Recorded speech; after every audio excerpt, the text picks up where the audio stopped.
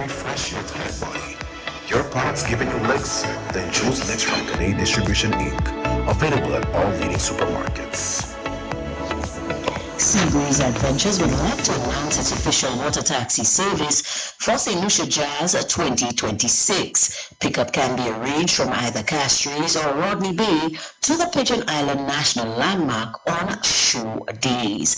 Transportation from Rodney Bay costs $10 US or $25 EC one way or $20 US or $50 EC return trip, and can be accessed at Lavi, Hamley Suites, or at the Rodney Bay Marina. Transportation from Castries costs $20 US or $50 EC one way or $40 US or $100 EC a round trip. Pickup points in the city are at La Place Carenage or at Point Seraphin. Customers wishing to take advantage of this service can book in advance by contacting Captain Warren at telephone number 1758-713-3196. Pickup starts at 10 a.m. until shows end. Seabreeze Adventures, not just a tour, but an adventure. Good afternoon, St. Lucia, and welcome to another edition of Hard Talk here on Fire 107.7 FM. I am your host, Angie, and today, of course, on this version of Hard Talk, we will continue to discuss and dissect the issues that matter in St. Lucia, the things that affect everyday lives, and the things that you are just not happy with. Let me tell you, there is so much that I am unhappy with at the moment. And I mean, I think it's time in St. Lucia that we demand better, guys, don't you? There's so much going on. And when you endeavor to bring up the issues that matter, you're always painted by some kind of unpleasant brush. So basically, what the government is saying to you, take it and shut your mouth. And this just cannot bode well with me. And I hope it doesn't sit well with you either. When you look at the way things are happening in St. Lucia, just normal everyday things, it makes it so much that much more difficult for average St. Lucians just to stay on the right side of the law. You don't want to go around breaking the law, but sometimes you have no choice. What am I talking about? Simple everyday things, just trying to stay on the right side. For example, this is my personal experience, and I wanted to start with this today because I believe that this is something that several St. Lucians are currently grappling with, but nobody is talking about it. So, back in 2021, just around the COVID-19 pandemic, I was engaged in a sales business. So I went around the country doing sales, and I had to downsize, and because it was very difficult at that time to move about, to get people to move from one place to the other. We were in the midst of the pandemic, and so I decided to get my driver's license. I got my driver's license, and of course, you know how driver's licenses operate in St. Lucia. So you get the provisional license for the first year. Then you're required to do the defensive driving certificate. And then you're awarded the, I don't know what it's called, but the other driver's license. And you can go ahead and drive and whatever. The fees for driver's licenses have increased. Okay, right now a person is required to pay $150 for 1 year if you want to renew your license for 1 year, and $300 if you want to renew your license for 3 years. But here's the kicker. After 2021, I did not own a vehicle. Again, it was the midst of the COVID-19 pandemic, and the vehicle that I had access to, I lost it. The business collapsed. I mean, it was the height of the pandemic. And so I didn't have a vehicle from 2021 upwards, and I wasn't driving. The law requires me to continue to renew my driver's license every year as long as I reside in St. Lucia. The law does not take into consideration the fact that I do not own a vehicle and that I am not driving. But because I sat the exam, I passed, and I was issued a license, I have to find the money to pay every year.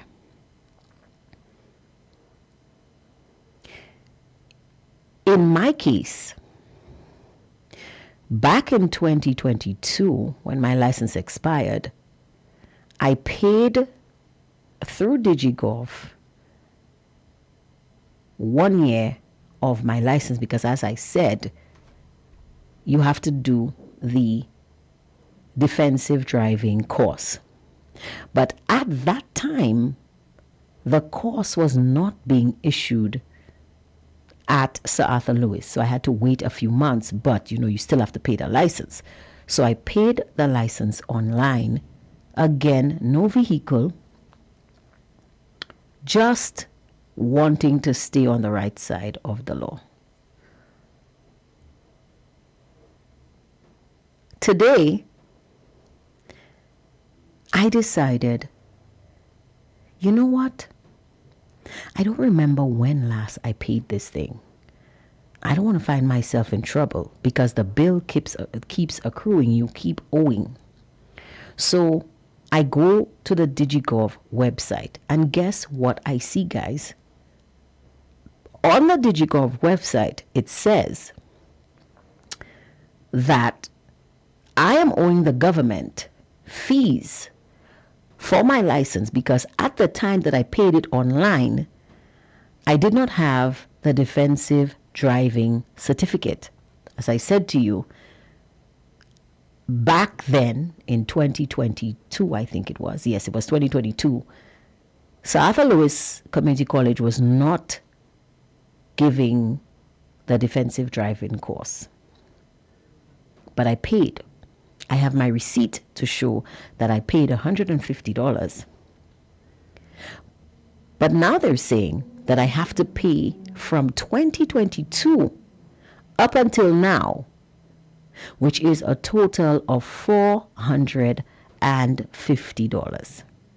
And I'm still required to go to Sir Arthur Lewis and enroll in the defensive driving course, which will cost me another $150. So in total, that is $600 that I am required to pay.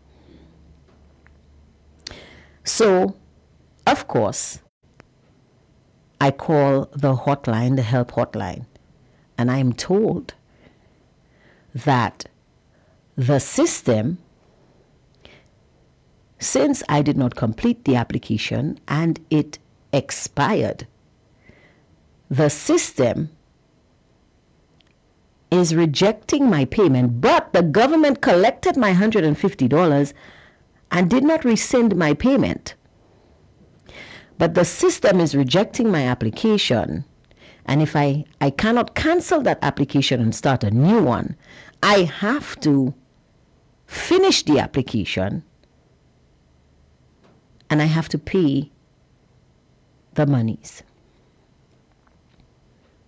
How ridiculous is this? And the technical guy on the other end of at the Ministry of Transport is saying to me, well, the system is doing this and we cannot cancel the application. This one has to be finished. You have to put in the required information. You have to approve it and then we can cancel it. Now you're required to sign up for DigiGov so you can do all of these things. DigiGov is now asking you to upgrade to NAF, NAF. I don't remember what the acronym stands for. But here's the kicker. When you start an application to upgrade to NAF, it tells you that the application cannot go through because of some issue in the system.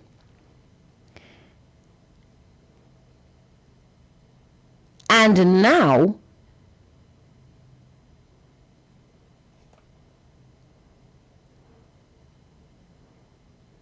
so my DigiGov, my normal DigiGov login will soon be ineffective. It will not be able to work, but I still have to pay. I still have to try to switch to NAF, which doesn't work. It doesn't allow me to complete the application. So I'm just sitting blind. And when I look at this system, and I went through this thing today, I am realizing that this is how our government works. So you've rolled out this NAF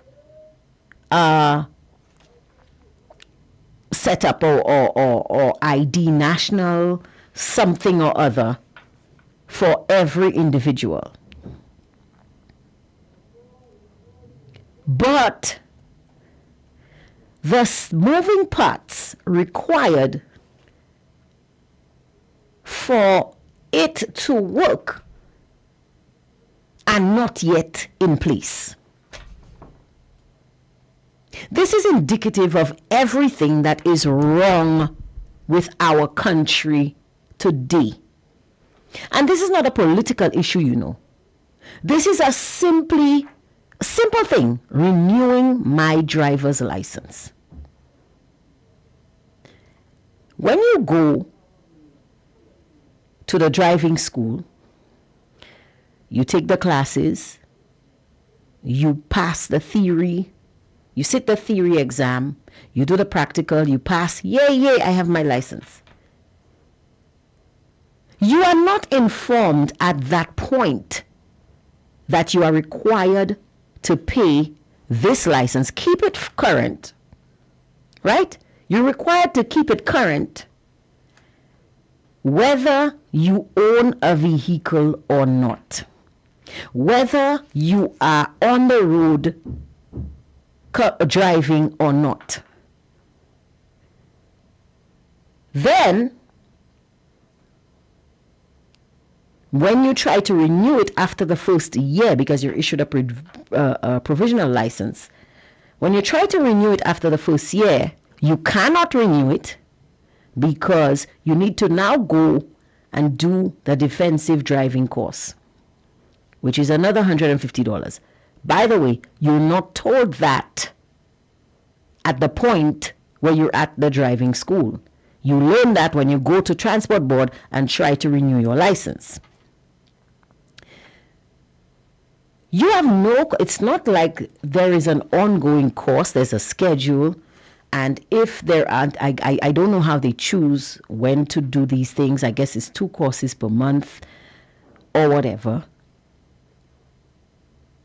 Meanwhile, the government is charging you. And think about it in the terms of a poor person who probably, let's say, for example, something common among people. Let's say that I was in a relationship with someone or I had a job. Let's not talk about relationships because people are going to take this all over the place and I don't want it to go places where it shouldn't go. But here's the thing.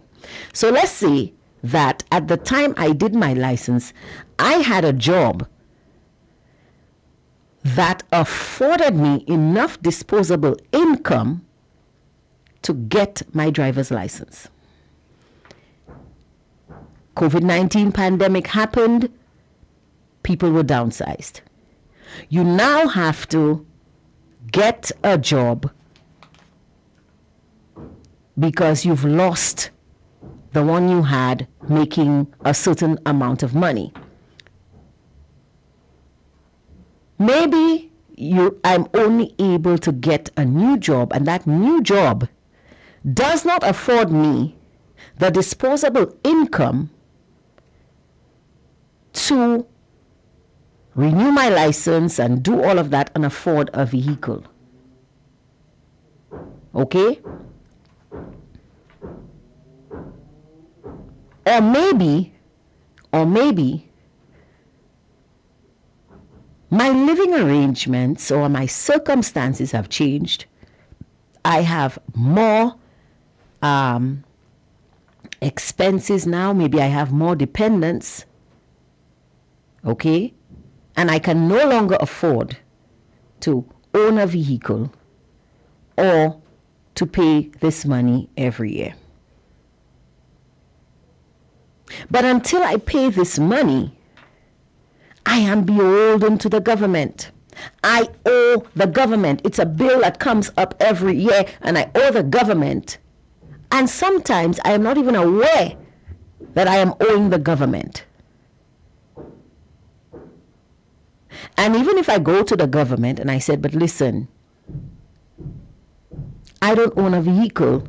The only way I can be exempted is if I was out of the country. This is ridiculous, guys. This is ridiculous. Why should I pay for something that I'm not using? And are you going to tell me that when I could have afforded to get the license, I should not have done it because I didn't know that down the line my financial circumstances would change and I can no longer afford it? So what should I do? Sell it? I mean, just think about it. What if I had a vehicle? My circumstances have changed. I can no longer afford a vehicle. But you can go to the system and see that there's no vehicle registered in my name. And yes, you can tell me, well, maybe you don't have a vehicle registered in your name, but you could get a rental or you can drive somebody else's vehicle. Fine. Fair enough. But do you honestly think that in the current state of St. Lucia's economy, the current climate, the current cost of living crisis that we are going through, people have disposable income to go and pay the government $150 a year for licenses that we're not using? People are downsizing now. People who have vehicles are parking their vehicles and taking the bus. Where is the protection for me, the average St. Lucian that cannot afford, whose financial circumstances has changed and I can no longer afford to own a vehicle or to drive? Do you see what I'm saying here, St. Lucia?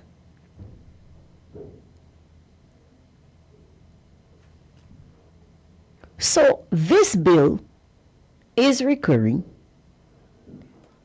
and because I didn't finish the previous application that I did on DigiGov, the officials at the Ministry of Transport are telling me that I have to complete this application There's nothing they can do, but I'm owing the government $150 that I've already paid. Is this fair? Is this fair to Joe Public, who may not even be aware of these situations?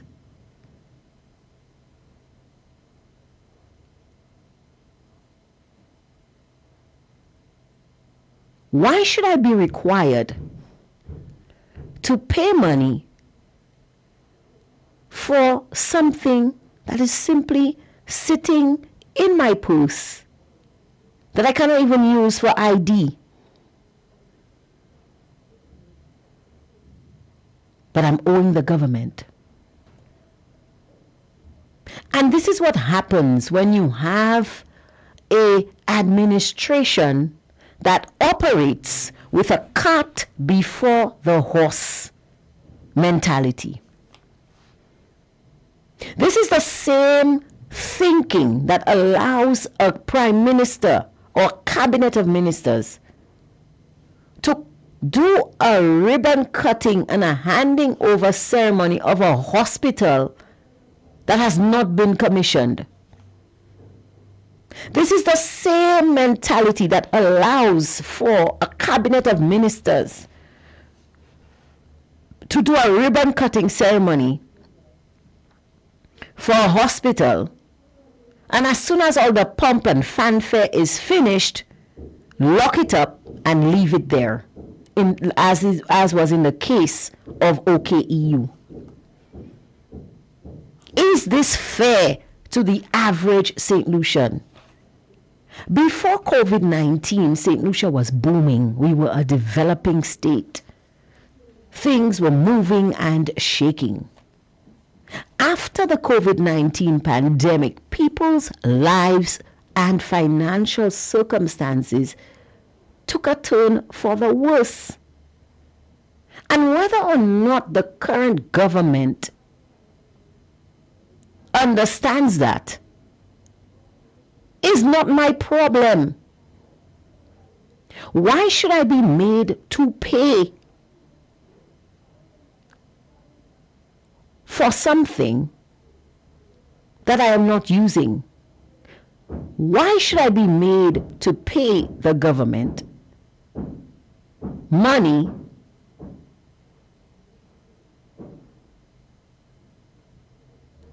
or why should I be required to pay the government when I cannot afford to use the service? Explain to me how this is fair. You telling me Road Transport Board doesn't realize that there is no vehicle, or there has never been any vehicle registered in my name? They don't have it on the system. When was the last time I had a vehicle registered in my name? They don't know when was the last time. They don't have. I mean, come on. And you're telling me the only way I can get an exemption is if I am out of the country?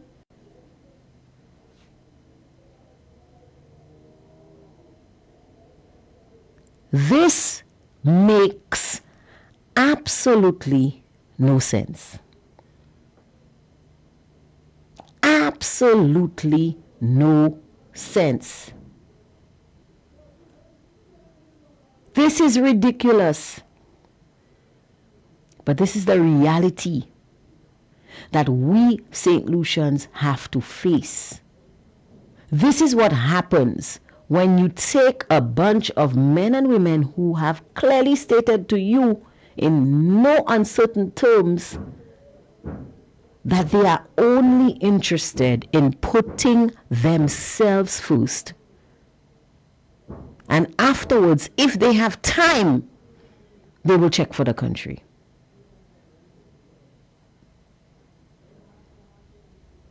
This is the same government that will require me to go and spend hundreds of dollars Hundreds of dollars every 5 years.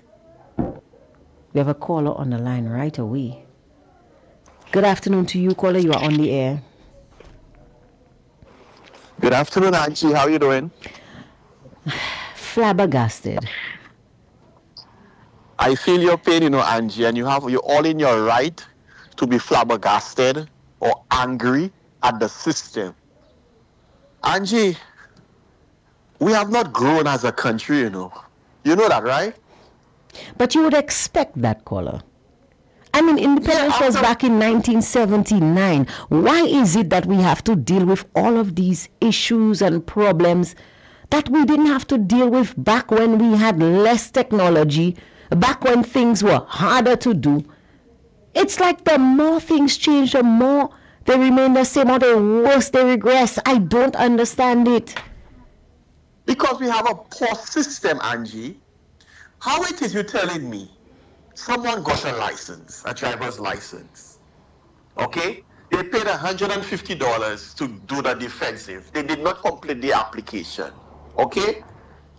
And you now want them to pay an additional, after they pay the $150, the $150 for the defensive driving. Actually, it wasn't for the cost. The $150 was to renew the provisional license. But because I had not done the defensive, and it's still no fault of mine that I didn't do it. The course was not available at the time because, again, height of the pandemic, 2022. Exactly. So you're telling me, in light of that, no fault of yours, there cannot be some exemption? You have to pay an additional $150? Something is wrong with the systems in St. Lucia. And we elect people, sadly, we elect cabinet ministers who don't seem to get their priorities right. These are the things that has to change. You're telling me, in an instance like that, where you paid that sum of money, no fault of yours, it was in the mid-heights of a pandemic, so Alfred Lewis Community College was not offering the defensive driving program, and so you could not continue the program. There must be a way. There must be some kind of exemption or how would I put it? Relief to say, okay, you know what, ma'am? It was not your fault. We're in a pandemic. We're going to give you a credit. So nope, nothing like that. We're going to accommodate you. Nothing like that. Nothing like that. So now you have to find $600 in total to pay to get a new driver's license. Now, I'm not a lawbreaker, Angie. We're not lawbreakers here. We don't condone lawbreaking. But you see why some people might attempt to break the law by driving on the road without insurance, vehicle insurance, or attempting to drive on the road without a driver's license. Now hold on, caller. You mentioned insurance. Do you know that last year or year before, vehicular insurance fees in St. Lucia went up by 40%? Exactly, 40%. And you know what's going to happen? Like we discussed yesterday, in light of this fuel hike we see globally, which will trickle down to St. Lucia, gas prices will go up, must go up, will go up, it will happen. Vehicle insurance will go up. But I want to stick to the Ministry of Infrastructure. That system you have, Ministry of Infrastructure, has to be revamped. It has to be revamped because if you're saying, okay, you want to go to the digital era, you want to get into the digital era, make sure it is right. Make sure it is done properly. Make sure there are no glitches that will inconvenience the public. Up here in the United States, everything is digital. You can apply for a driver's license, get it in the mail. You can do everything. Almost everything up here in the United States of America is digital. Mm-hmm. But the difference is the system was carefully set up that there's no inconvenience. So, for example, Angie, mm-hmm. You want to apply for a driver's license in America, you go online, you make the appointment, you call in. I want to make an appointment to do my theory test. They give you a date, you go, you pass your theory test. Mm-hmm. Then They tell you, okay, you sit, you do their practical with a driving school, you get through. As soon as you get through, they give you a slip of paper, you go to the DMV, and within days, you have your driver's license in your hand. Simple, less stressful, straightforward, systematic, convenient, efficient. Everything in St. Lucia is just headache. Inefficient, not proficient. I mean, people are frustrated with the system. Okay, another example, obtaining a birth certificate in St. Lucia is a nightmare. Oh Lord, I was just thinking about that. I was just, guys, caller, let me tell you something. Are you aware? Are you aware that if the registry makes a mistake on your birth certificate, you have to pay for them to rectify it? Yes. Could you imagine But that? worse yet, Angie, worse yet, when we were born in the 1970s, so we're not giving out our ages here on radio, but persons can guess. Yeah. In the 1970s, when we were born, when you were christened or baptized, the priest sometimes did not insert your name on your baptismal certificate. Right. No, not hold on. Your name may not be on your birth because there are two certificates. There's the birth certificate and the baptism certificate. Now I've seen people, their name is on the baptism certificate, but their name is not on the birth certificate, and that is a huge problem. That is a huge problem. And you know whose fault it is? The system. Because what happened is the information is not filtered from the registry of births. Because when you're born at the hospital or wherever, that information must be submitted to the registry of births, and then it filters down to the baptismal and the priest. And so there was a disconnect. A disconnect. You know, people have to pay for that. So what happened now? What they implemented now is what they call a rectification. That is headache. So if your name is not on your birth certificate, no fault of yours, you know. It's the system that had a glitch and that there was a disconnect that was inefficient. You as the Joe public, the citizen, have to pay a rectification, have a rectification done. And in most instances, you have to hire a lawyer. Now, you know how much to do a rectification at any lawyer's office, Angie? Tell me. Minimum $600. I've done it before. I was a legal clerk before, so I can tell you. Any lawyer you go to in Hold town, on. you say, look, I want to when you say before, because let me tell you something, caller. When you say before, because don't forget, right now we have to contend with VAT on services and 2.5% health and security levy on services as well. And lawyer services are services. So so if you think you paid $600 back in 2001, of today, according to our esteemed Prime Minister, of today, you have to pay that fee if it has not gone up, plus the 12.5% VAT, and on top of that, the 2.5% health and security levy. So that's $600 that you paid back in maybe 2019 or 2018. That $600 might be $1,200 now. You never know. You never know. Here's the kicker, Angie. The kicker is, I was in St. Lucia a couple of weeks ago, and I was speaking to, I was at the bank, and I was speaking to one of my lawyer friends. We met with a casual conversation, and I was telling him, we were discussing the system, the legal system, and I was asking him about the rectification process. You know what he told me? He said, since this government came into office, since this SLP administration came into office, they disbanded lawyers from the rectifications. They stopped lawyers from doing rectifications. So how are you to do it now? Hold on. So before, what obtained when I was a legal clerk is, if you want the rectification done, you can go to a lawyer, the lawyer do everything necessary, put in the application for the rectification. Once it's approved, the lawyer will give you what they call the order. You go to the High Court registry, and they will rectify your birth records. Now, this SLP government administration came in. They said they're revamping the system, they're making changes. Lawyers are no longer allowed to do rectification. So the Joe public, if you have an issue with your birth record or your birth certificate, you have to go on your own and apply for and do what they call a rectification. And Angie, if you don't have Nen and Power, Uncle Bope at that registry, it's a nightmare. Last year, a gentleman came on DBS News. It made news. And he said he has been walking up and down for his birth record, his birth certificate for over 6 months and he cannot get it. Some people have to go through the headache of getting their birth changes done. Lawyers are no longer... Sorry about that. Go ahead, caller. Yes, some people have to go through the headache because they want their birth certificate so that they can apply for their passports.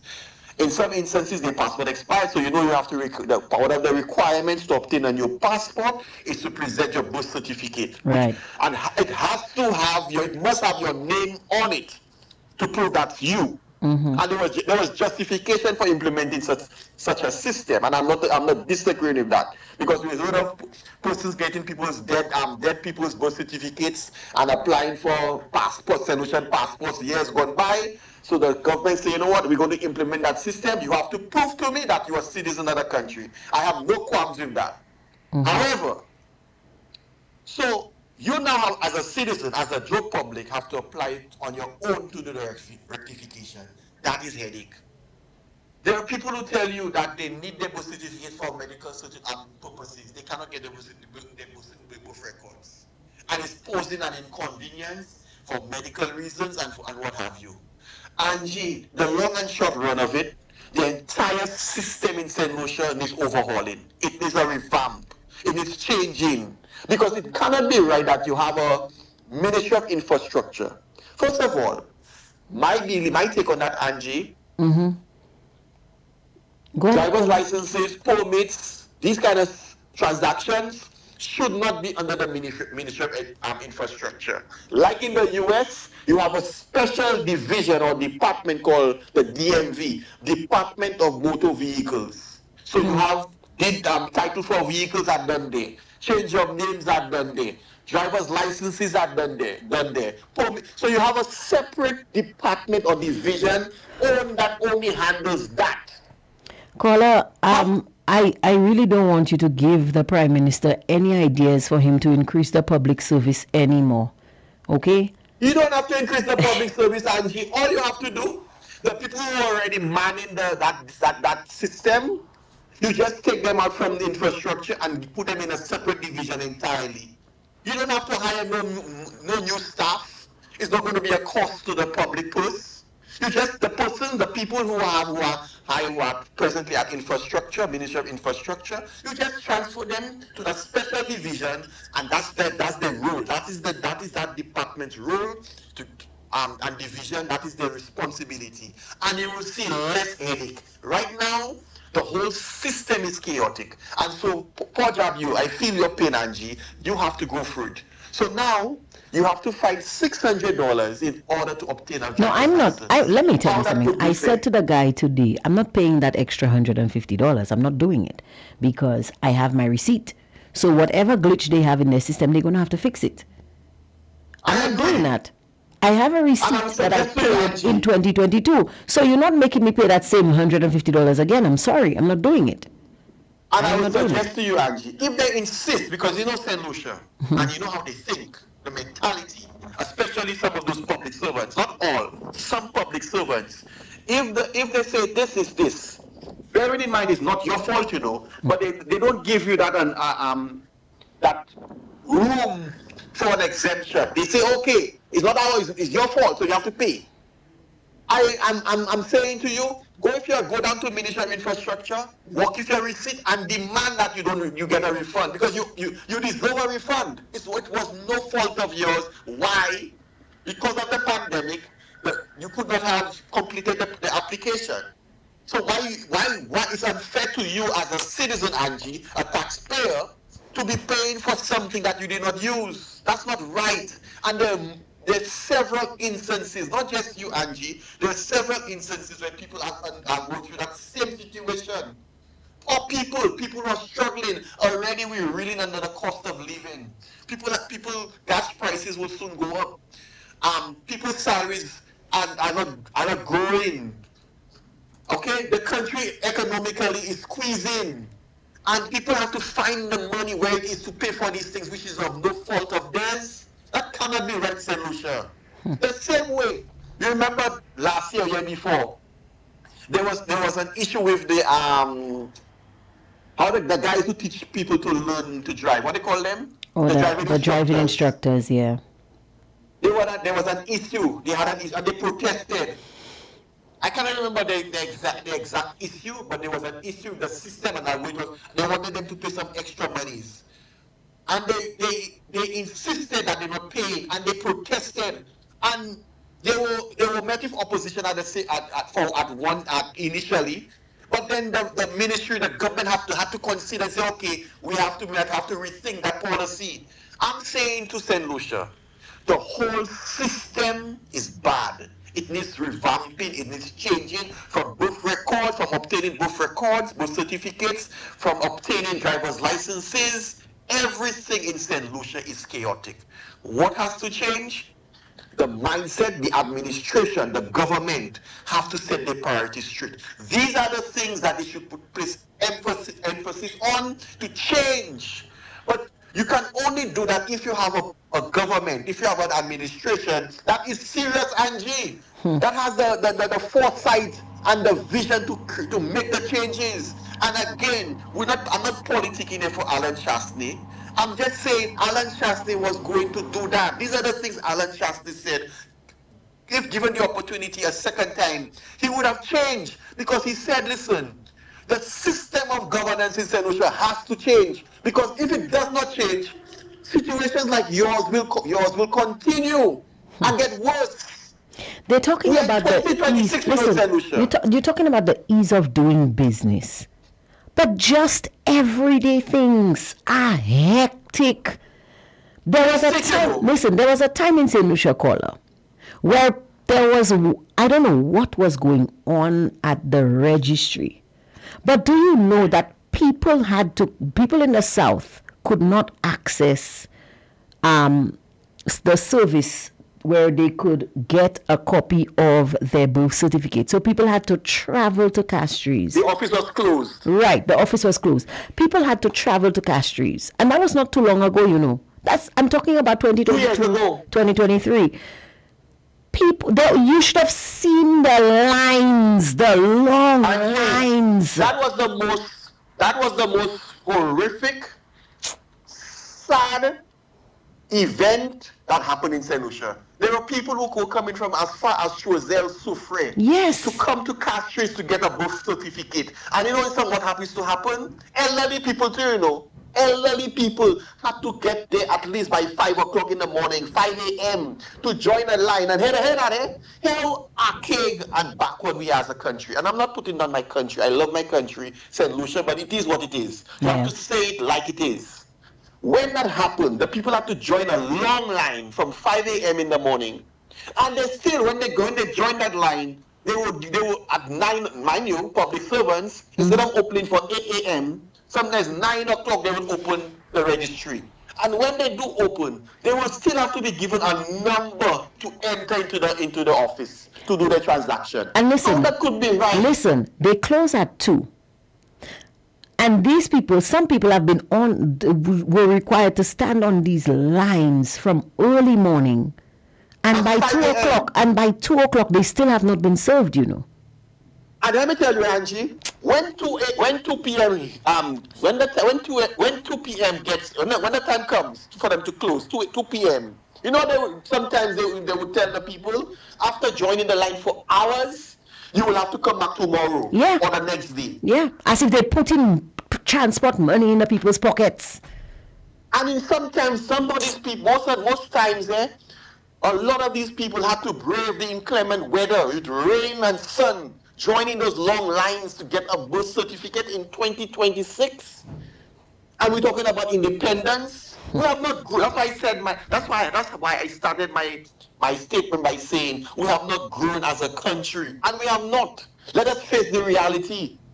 I'm saying your situation is very, very unfortunate, and there are other situations like yours, similar to yours, but it cannot be right, and something has to be done. Angie, I'm saying to you, that is my humble suggestion. Go to Ministry of Infrastructure with your receipt and demand a refund. You think they're going to give me a refund from 2023, Call? They have to know. From No, 2022. They're not going to give me a refund from 2022. They're going to tell me, okay, we will change it or whatever. Well, hopefully. But I am not paying that extra. I'm not paying this money twice. This is ridiculous. Where am I supposed to get the money from? My suggestion, I'm agreeing with you. My suggestion is go to the Ministry of Infrastructure with your receipt. Speak to a supervisor, somebody in managerial authority, and say, hey man, I'm not paying this. It was no fault of mine. We had a pandemic. The program was not offered because of the pandemic. I am not paying this. Can somebody give me whether a refund or credit? But I'm not paying this. And demand that. And if they refuse to give you that attention, you go to the press. Because I believe in this country called St. Lucia, if you do not embarrass this government, especially this SLP administration, they will not hear you. Sometimes it will take you going to the media and expose them for what it is. Because that cannot be right. It cannot be right. Not at all. But I feel your pain, Angie. It's a sad day that as a country we have not grown. And people, it's the poor people that have to pay for it, you know. Exactly. The people who don't have the means, the financial means, are the ones who have to suffer, not the higher ups. The higher ups can find $600 for breeze and pay with ease. And in most instances, they don't even pay, Angie. They have all sorts of allowances. I told you yesterday on your program that those government ministers we have in cabinet now, they have all sorts of allowances, entertainment, telephone allowance, this allowance. So they're not feeling the crunch. They're not feeling it. It's you and me and the average Joe Blow who are suffering, who have a little meager salary that have to stretch a dollar. These are the people that feel the pinch, and these are the people when you have bad policies and systems that are not working, the poor people are the ones paying for it. But it's sad. And we have to change that. We have to change that. Thank you so much. We have to change the direction of this country. Other than that, Angie, we'll be stuck in Flintstone age if we don't change. Thank you for that, caller.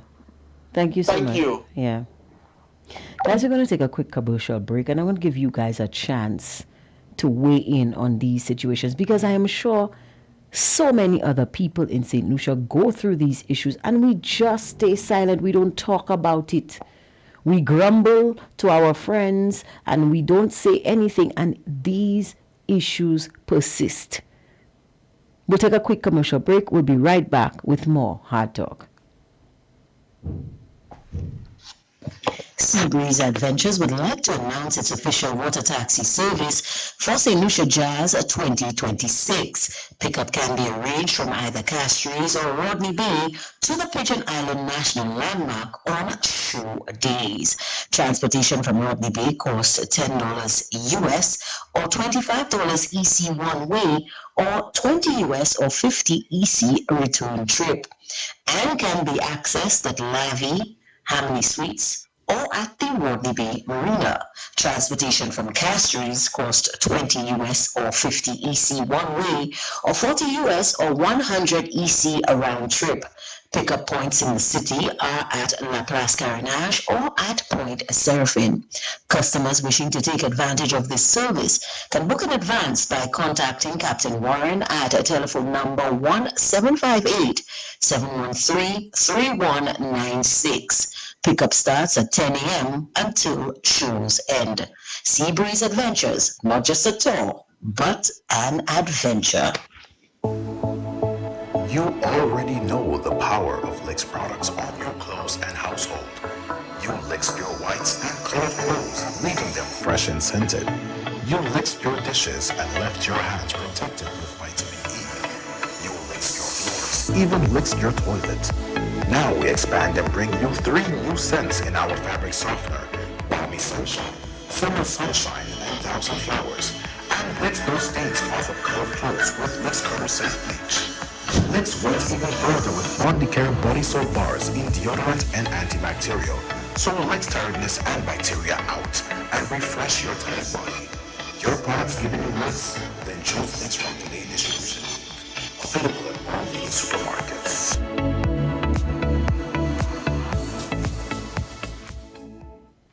All right, you're back here on Fire 107.7 FM, and you're listening to Hard Talk with me, Angie. And today we're just discussing the ease or lack thereof of doing basic things in St. Lucia. And guys, listen, a number of individuals, I mean, not just myself, not just you, and especially persons who live in the diaspora, they are used to doing business and getting things done a certain way. And when they come home and they are faced with these fiascos, they wonder what other people in St. Lucia are doing.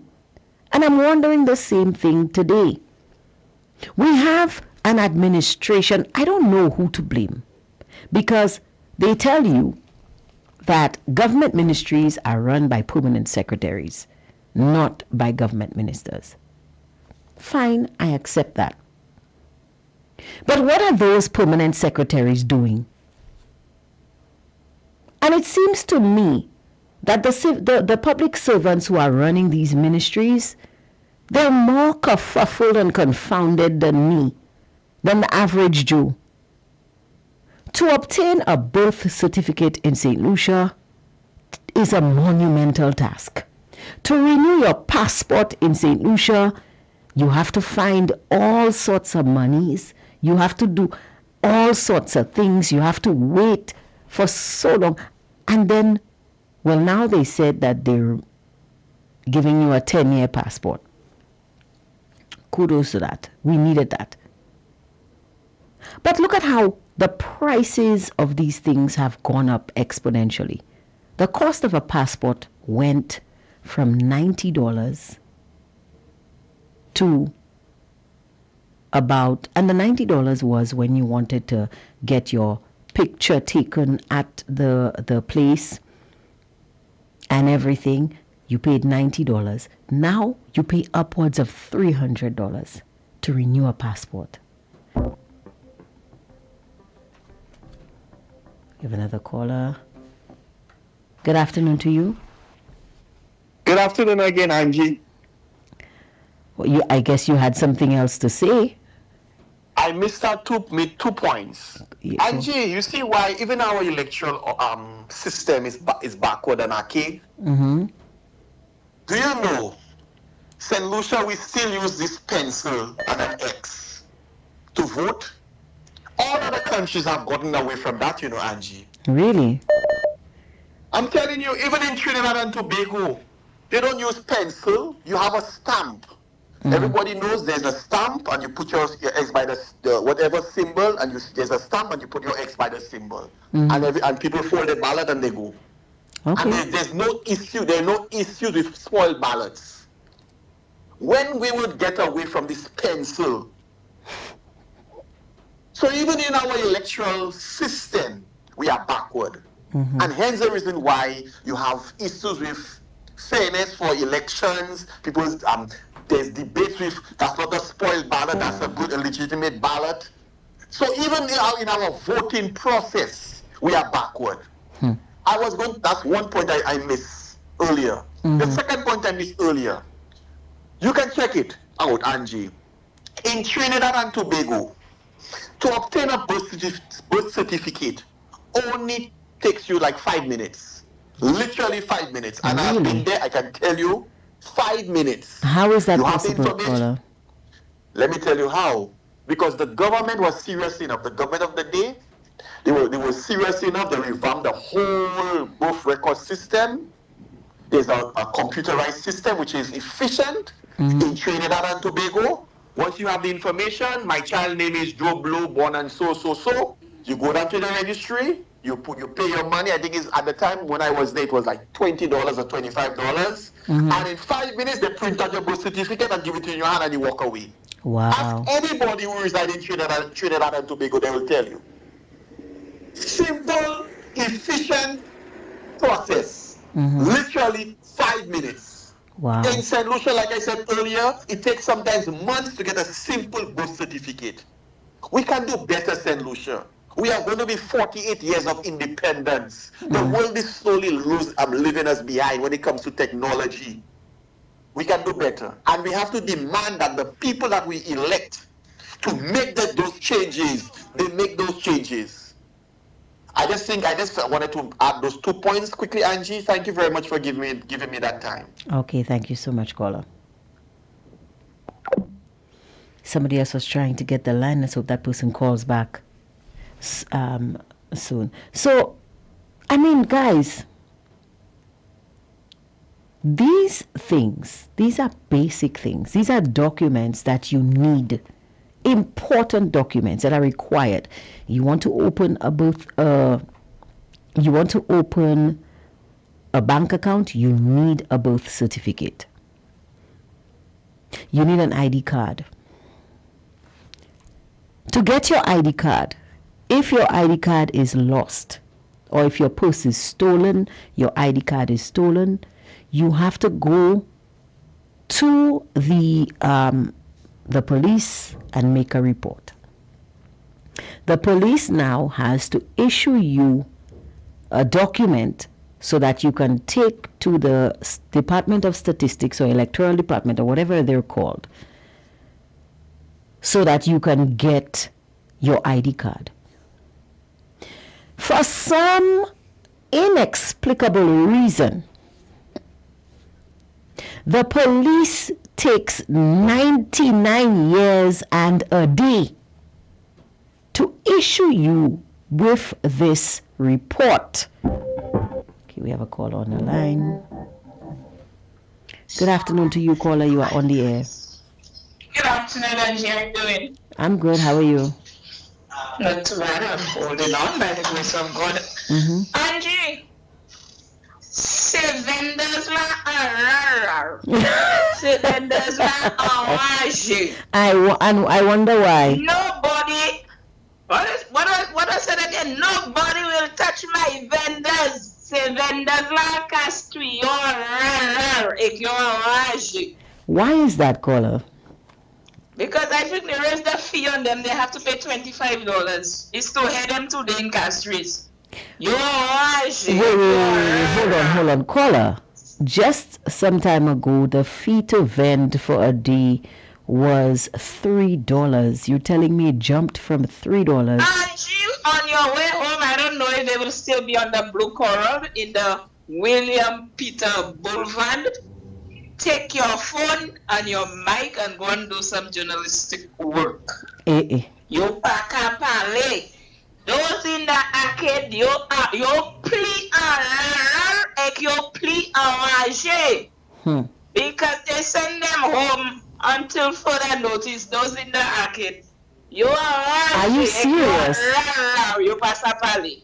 But caller, hold on, stop. Let me understand this. You're saying that the vendors who operate from the vendors arcade in Castries were sent home until further notice? Go and do your journalistic work, because it looks like they have no journalists in St. Lucia anymore. All I'm telling you, say vendors la a Castries. You are rare and you are orange and you pass a valley. Have a good day, Angie. Thank you so much. It seems there's a lot more going on in Fair Helen than we know. Because if memory serves, when the vendors in the arcade, particularly the vendors operating from the vendors arcade, were engaged by GPH, they were promised, according to Ras IPA, they were promised that their operations would not be affected. Their livelihoods would not be affected. They were told that the new vending facilities would be built and they would systematically be shifted from one facility to the other so nobody's livelihood would be interrupted. This is quite serious to hear now that vending fees have risen to $25. Guys, I need to investigate this, because back in, not just recently, maybe 2019, 2018, a person, especially those operating on a daily basis, because we had that flea market thing going on a Saturday in Jeremy Street, and those of you like me who are hustlers to the core, or who have ever taken an opportunity to make some extra money by doing a little vending, you were required to pay $3 to vend in the city, depending, and on days such as Carnival and so on. So you would pay based on what you have. So let's say you have a grill, you would be charged $5 for the grill. If you have a cooler, depending on how many coolers you have, you would be charged a little more. But nothing so exorbitant as $25 unless you came there with a whole shop. You have grill, you have tent, you have table, you have this and that, because you would be charged based on what the scale of your operation. So it would be interesting to note what would cost a vendor $25 to vend, and is that a fee for the week or is that a fee for the day? I think that's a fee for the day, my goodness. Because I remember they would wait for you to set up. They would literally wait for you to make your first sale. And as soon as you make your first sale, the officials from CCC would approach you and say pleasantly, very pleasantly, "Hi, good afternoon. My name is so-and-so from the Castries City Council." And they would be well decked out in their uniforms, and you have to collect the vending fee, and the fee is X, Y, and Z for what you're doing. So it would be interesting to find out what would cost $25, and is that $25 a cost for the week or for the day? We need more information. I wonder if I would be lucky enough to score a interview with Ras Ipa, because he has been the president of the Vendors Association for quite some time, and he would know better about these situations. But that is very interesting. And you see, just what I was saying, there are so many things affecting everyday life in St. Lucia. So many things that make just existing in this country difficult. And instead of trying to fix it, make the system more efficient, how are we supposed to attract new businesses? How are we supposed to attract new investment if it is so difficult for a person simply to stay on the right side of the law? Let me see what our viewers or on the Facebook platform have to say about this. Somebody is saying,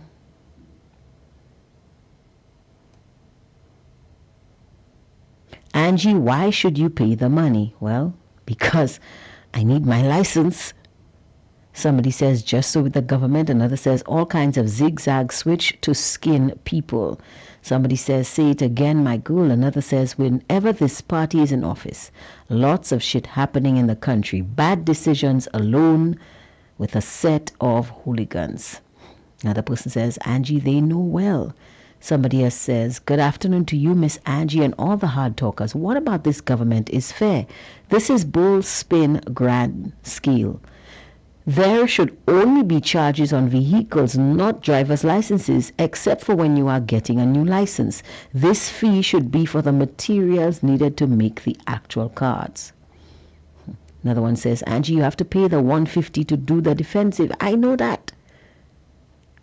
Somebody says, Kenny Anthony was the one who did this madness, caller. Another says, Angie, tell them that you are going to your lawyer. You have your receipt. Somebody else says, caller, I'm sure she knows what to do. Somebody else says, LOL, that's what they voted for. Good for them. Yes, I. That's the I in CIP. I don't think any of the vendors would agree with that comment. Because I don't think when the vendors decided to engage in that activity that they were looking for any eyes in the CIP. They simply were looking to make an honest living. But when you think about it, guys, vendors in St. Lucia are really, really catching their royal. And it's not just the vendors at the arcade. Some time ago,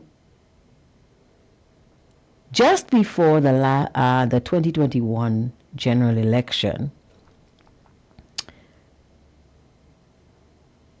let me say that better. During the last the last UWP administration, because the last administration was the Philip JP administration that is returning to office, and before that, during the 2016-2021 term, you had the Alan Chasney administration. Now, during that time, there were a set of little huts. People were vending on the waterfront. You would recall opposite Massey waterfront where the car park is. There were people vending there in small booths. These individuals were relocated to the parking lot next to the La Place Carénage La Place Carénage. And these individuals were promised that a new modern upgraded facility would be built on the waterfront to accommodate them, where they would resume their livelihood. July 2021 comes around. The Alan Chasney administration loses office.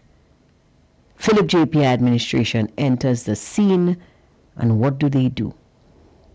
They continue the building because it was almost done, but they charged the vendors exorbitant prices.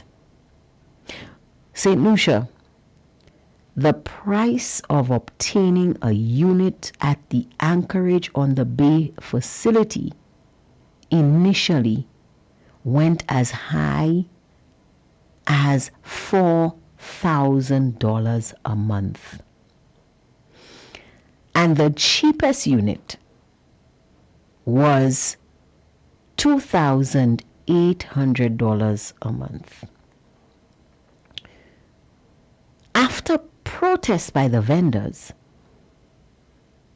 they reduced the price somewhat, bringing it down to $1,200, $1,800, $2,800, $3,000, which is still an exorbitant cost.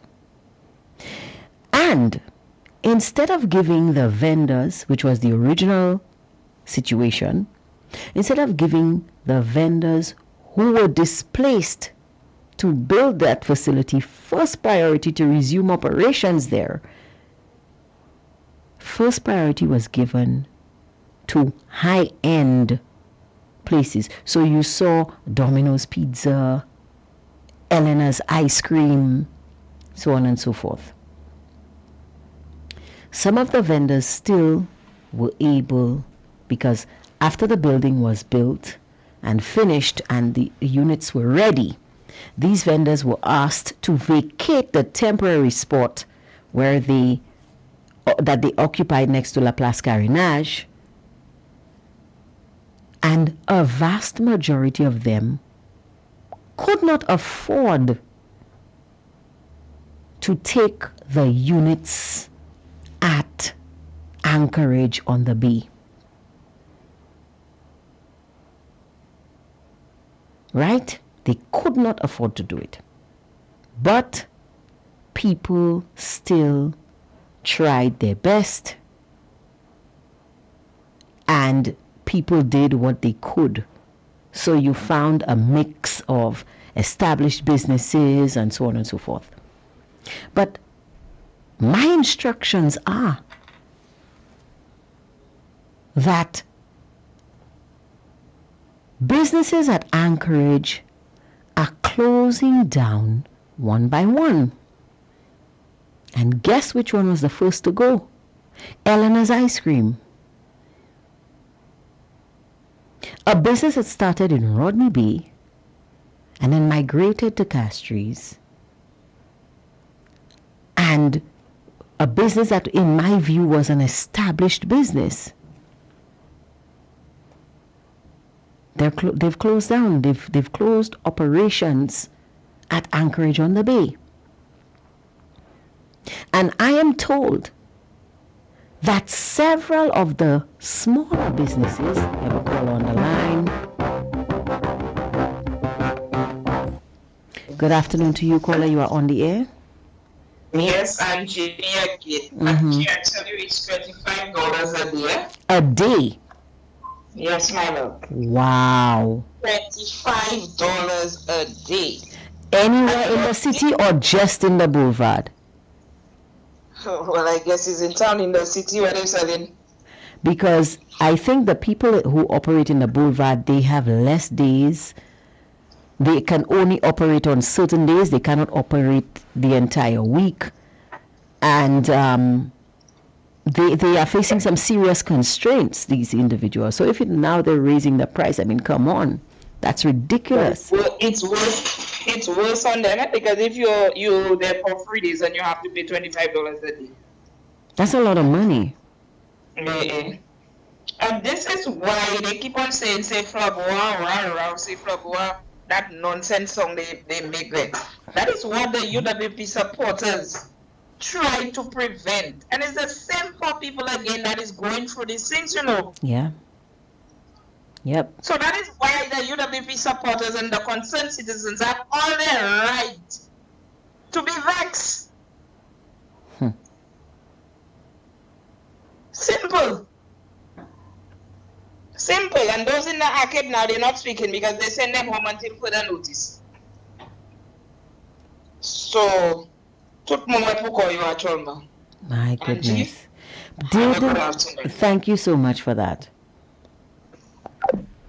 Guys, let me tell you, it is getting harder and harder to simply exist in St. Lucia. And it is through no fault of the average citizen. It is becoming harder and harder for people to just live their lives. You don't want to commit crime. You don't want to be on the wrong side of the law. You just want to live your life in the right way. And these things happen. So back to the vendors. The vendors at the arcade, the vendors that were at the La Place Carénage area, they were asked to move in order to facilitate GPH's building the new arcade facilities. The vendors at the arcade were assured that as the new units are built and finished, vendors would be systematically moved. So they finish the first unit. If the first unit houses 4 vendors, then they take the first 4 vendors, maybe vendor 1 to 4, because they have numbers or whatever, I don't know how they would have chosen, but they would take the first 4 vendors and put them in the new unit. They would operate there, and then when the second one becomes available, they shift another set of vendors, and so on and so forth. So nobody loses a day of work. Nobody's income is disrupted. Then GPH is saying to the vendors, when after the thing was handed over, that they're going to need everybody to vacate before they can fix the facility. Now, those vendors that were operating from the Laplace Carénage area, Capac area,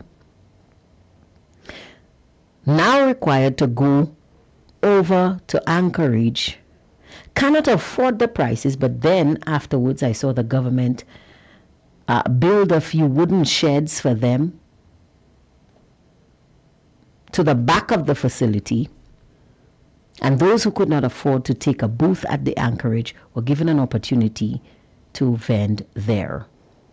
My instructions are that the booths at the Anchorage are closing one by one because the government now wants to raise the prices back to what they were offering the people initially.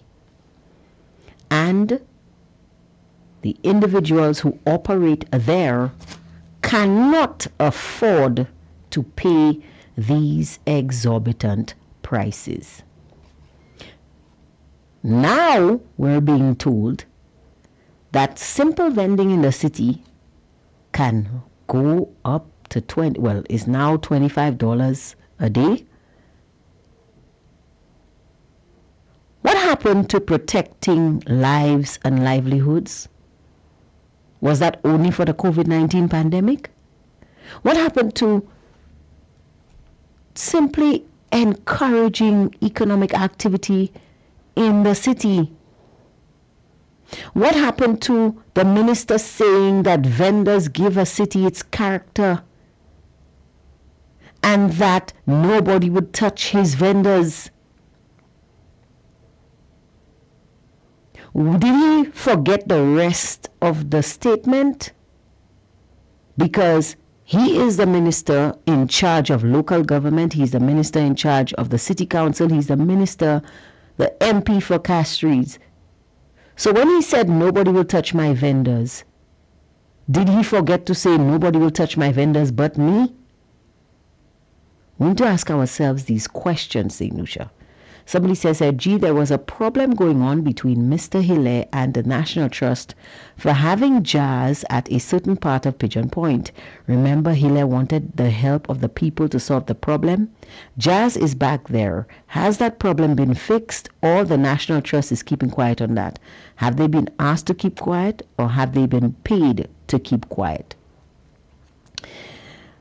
Well, let me tell you, as far as I know, the problem still persists because the National Trust is not happy with the crowds of people that descend on the Pigeon Island landmark during the jazz festival. They have been calling for the Ministry of Tourism to find an alternate venue for main stage jazz, and they are, I guess they've given the minister guidelines to restrict people to certain parts of the festival, but I cannot say for sure because, guys, to be honest, I have not been to the festival this year, and I have not seen the setup, and I don't know what is going on. But I do know that the National Trust was very upset because to set up the stage, you have to excavate, you have to do this, and then you have those priceless buildings that the National Trust is fighting to preserve, and you have them being trampled on or damaged or interfered with by massive crowds. and so on and so forth. So I don't know what the issue is. I guess the minister supersedes the National Trust when it comes to the use of the venue, and the National Trust can only clamor and call for because it's the same thing with sporting facilities. Here you have the Minister of Sports saying that, and he's been saying that for quite some time, to his credit, from the time he entered office and was given that portfolio, that sporting venues should not be used. Ideally, sporting venues should not be used for anything other than sports. The minister has said that several times. He said that in his view, so much money is being spent to provide these safe spaces for sporting activities, yet when they're being used for entertainment, not enough care is given to how these venues are used. But now you have the Minister for Tourism saying, well, tough luck, because this is what we have and we're going to use it. So I don't know, there's a disconnect, because the Minister of Sports was clamoring or agitating for the government to build an entertainment center, so that whenever you have these events, you host them at the entertainment center and you leave the sports facilities alone. Now the Minister of Tourism is saying, well, we cannot put everything in one place. We need this venue, so tough luck. You're just going to have to deal with it. So I don't know how that argument is going to play out. Let's see what happens. Somebody says, Angie, if I send Colgate to sell home, would that be a good idea? I'm not going to answer that question, because if I tell you yes and you do it and it doesn't go right, I'm going to be the one to blame. If I tell you no and you don't do it and you miss an opportunity, I'm still going to be the one to blame. So I'm going to keep my mouth shut on that one. Somebody says, Angie, my government is working. And I don't doubt your government is working, ma'am, but working on what? What exactly are they working on?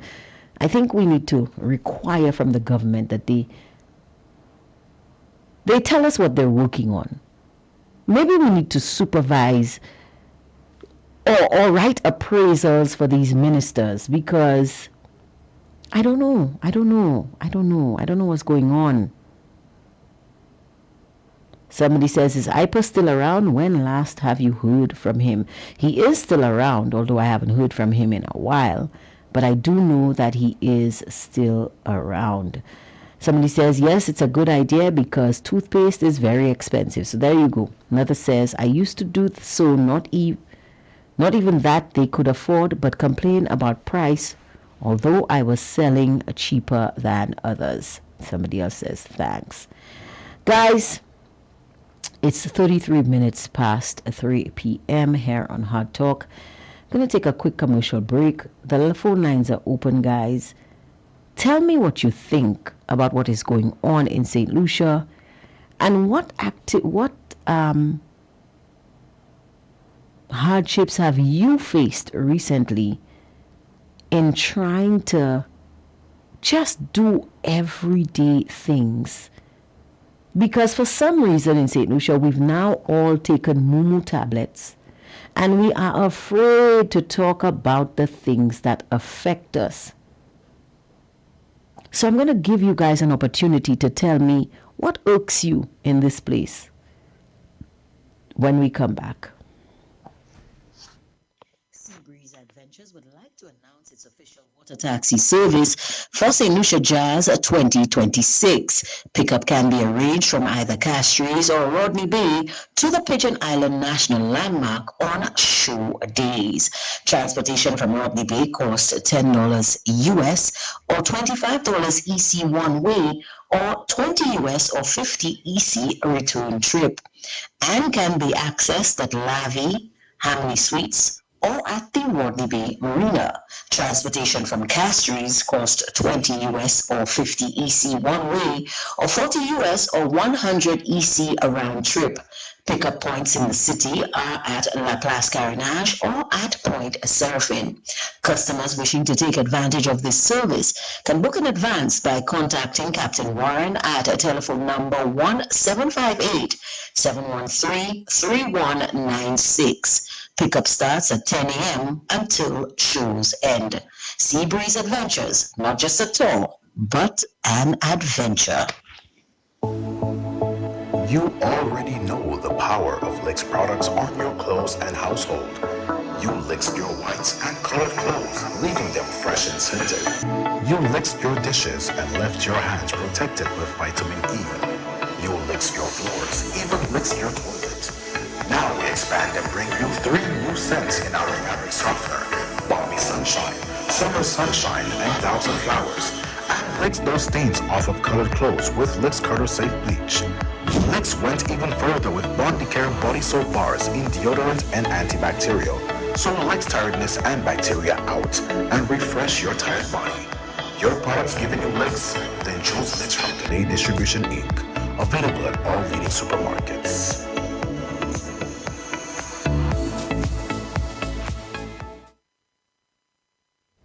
All right, you're back here on Hard Talk with me, Angie, on Fire 107.7 FM.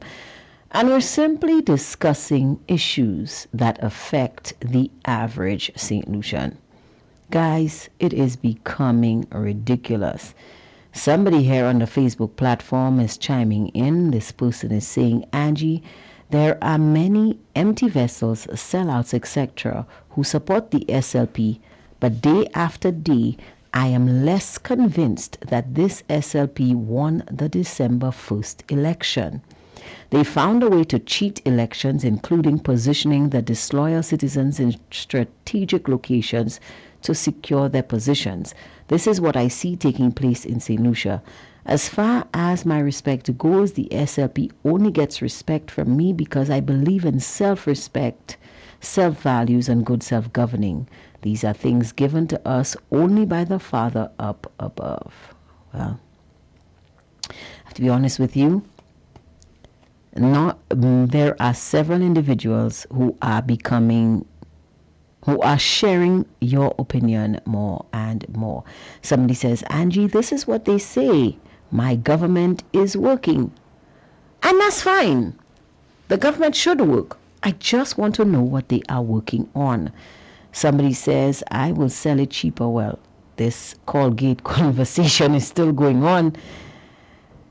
People want to know, are there economic activities in the country? Well, before you choose to send your goods down to sell, know that you will now be required to pay $25 a day simply to set them out. So factor that into your costs when you choose to open this business. But let's continue with the conversation. So guys, from renewing your license, getting your birth certificate, renewing your passport, these everyday activities that the average Joe need in order to get certain bureaucratic things done, they're becoming tedious in St. Lucia. The government made a huge hullabaloo over digital transformation. There's been a digital transformation movement in St. Lucia since 2021. DigiGov was launched and we were told that DigiGov will be more efficient, that we will be able to access services where we don't have to go all the way down to the ministry and waste your days and waste your time on long lines to get these everyday simple transactions done. But the system is not working. A digital system that was intended to cut through bureaucratic red tape and allow citizens to get their business done efficiently, quickly, and hassle-free is a bigger hassle. How does this work? You understand my point, St. Lucia? So now they want you to switch from DigiGov to NAF. You click the link, you start the application. When you go to submit, NAF tells you, I'm sorry, but you cannot complete this at this time. You go back to your old DigiGov thing, and they say to you, listen, you're only going to be able to use this for so long. After that, you need NAF. Upgrade now. You go back, you try again. NAF tells you, well, you started an application some time ago. Until you finish that one, then you cannot move forward. But then you have no access to the one you started and couldn't finish in the first place. How does this make sense? This is frustrating. So what do average citizens who don't have that kind of time to sit around and play with this thing all day long, what do? Out of sight, out of mind, until the day comes when you need a driver's license, when you need a birth certificate, when you need to renew your passport. You go there and you cannot get it done because way back when the system was not ready, you tried to be ahead of the game. You tried to take one step forward, but now you are 10 steps back. How does this make sense? How? I don't understand. I don't get it. How does this benefit me? Somebody says, yes, this government is working, no doubt. We just have to say it right. My government is working against us, period. I concur with that the government is working against us. How is it that we have entire government ministries, but when you go to them for help, the workers are more confounded, kerfuffled, and confused than you who are seeking information? Somebody says here, hi Angie, is the Castries post office open now for business by the public? Was the post office closed? I don't know. I'm not aware. I didn't see any advisory. Nothing went out in the media landscape to see that the post office was closing. By the way, guys, under what government ministry does the post office fall? I have no idea. Is the post office who uses the post office? Lucelec to send bills, Wasco to send bills? All of these people are going paperless. I guess the function of the post office is now to collect stamps. I don't think anybody but the bank or Wasco and these people sends letters anymore. And now Lucelec wants you to go online. Wasco wants you to go online. The banks are going paperless. So I guess the post office is slowly dying and nobody's even noticing. But I will try to find out to see if the post office is open. But I guess the only thing they are doing now is selling stamps. I don't know. I may be wrong. And according to a missive coming out of the Royal St. Lucia Police Force press briefing,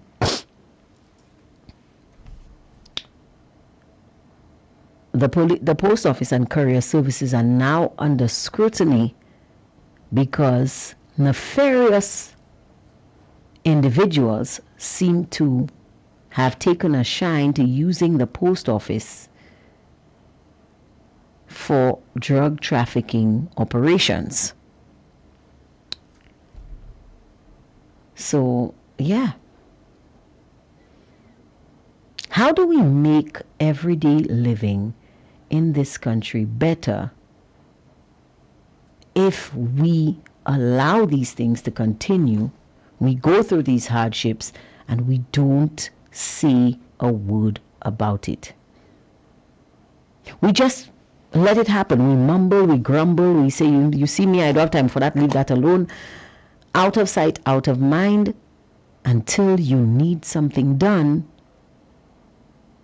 or you realize, hey, I'm in trouble, I need to get this done, and then you're running around like a chicken without a head. And we expect new investors, foreign investors, to come in and start businesses in our country. We expect local individuals, private citizens, to invest sometimes their hard-earned savings or take a loan and start businesses in this country.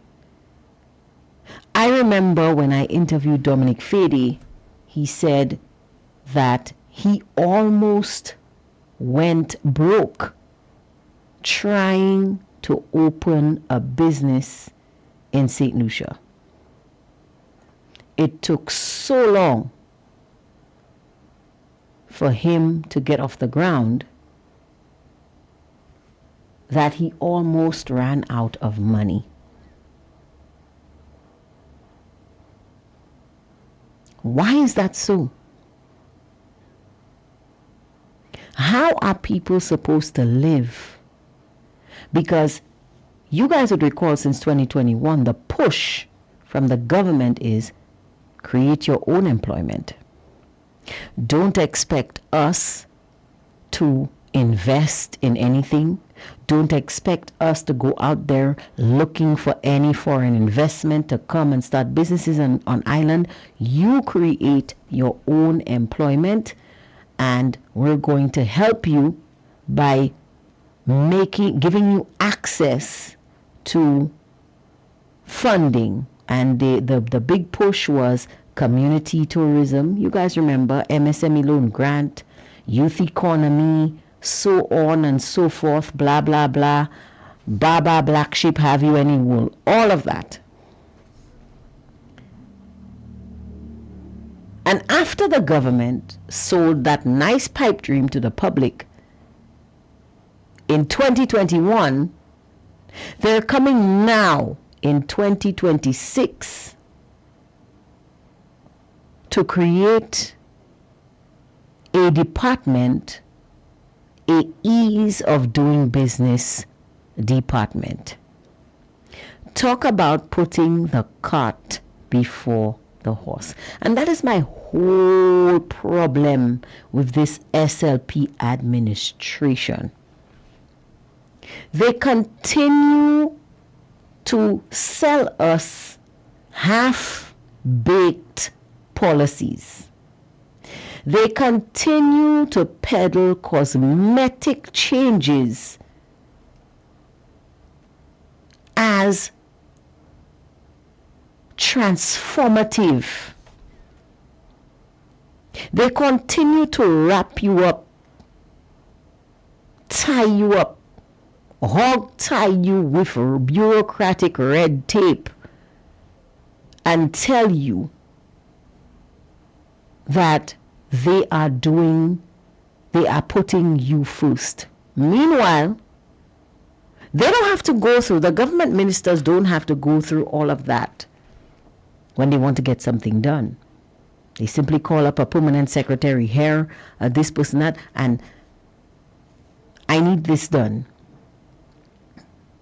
And it's done at people have to drop everything else and get it done for them because they are minister so-and-so.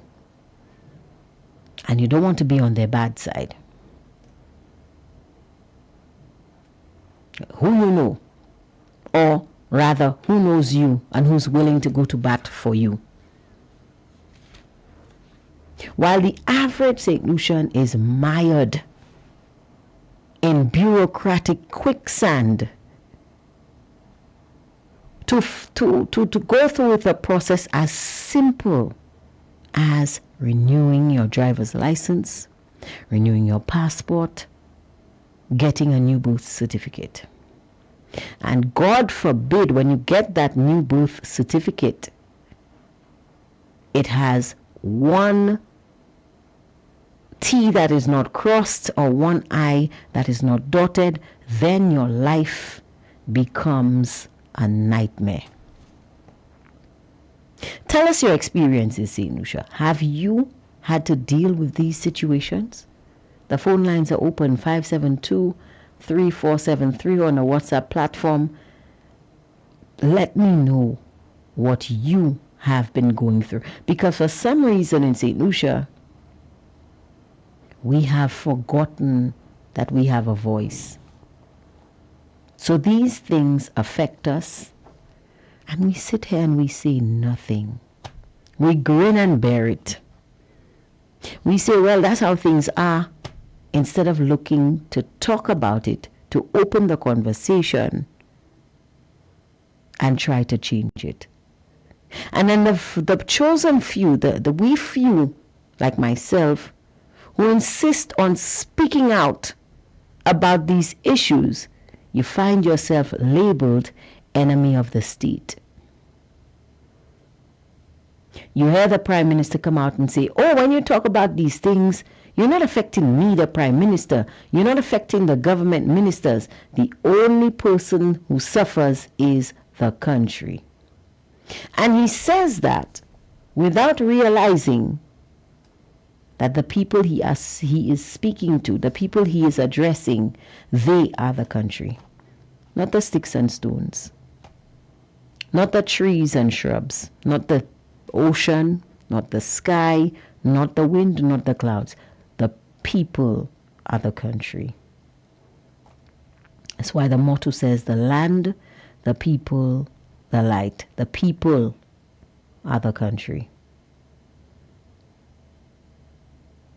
And these things are unfair, St. Lucia. These things are unfair. And we the people should not accept these situations from our employees. I will always and forever remind you, St. Lucia, that government ministers, permanent secretaries, commissioner of police, director of whatever, director of finance,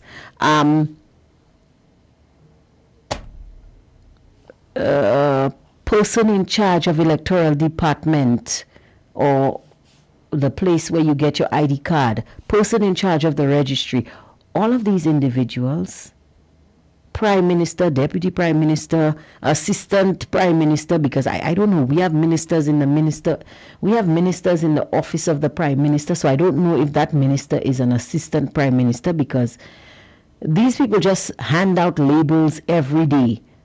Jobs for the boys and girls. I don't even know what they do.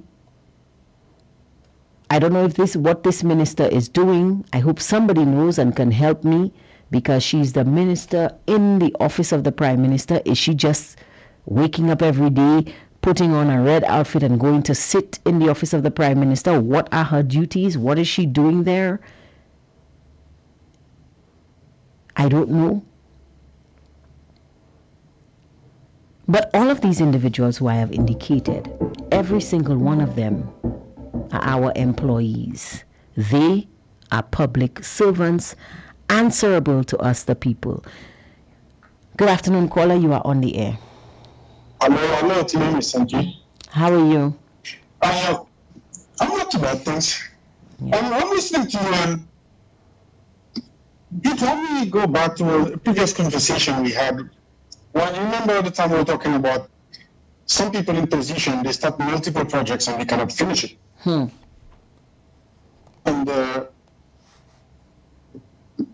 I also remember saying that this, I think it was just last week, I said this SRP government, they do not have the capacity. So could you stop? Let me stop you. The government is the government of St. Lucia. The SLP is simply the administrators. So it's the SLP administration in charge of the government of St. Lucia.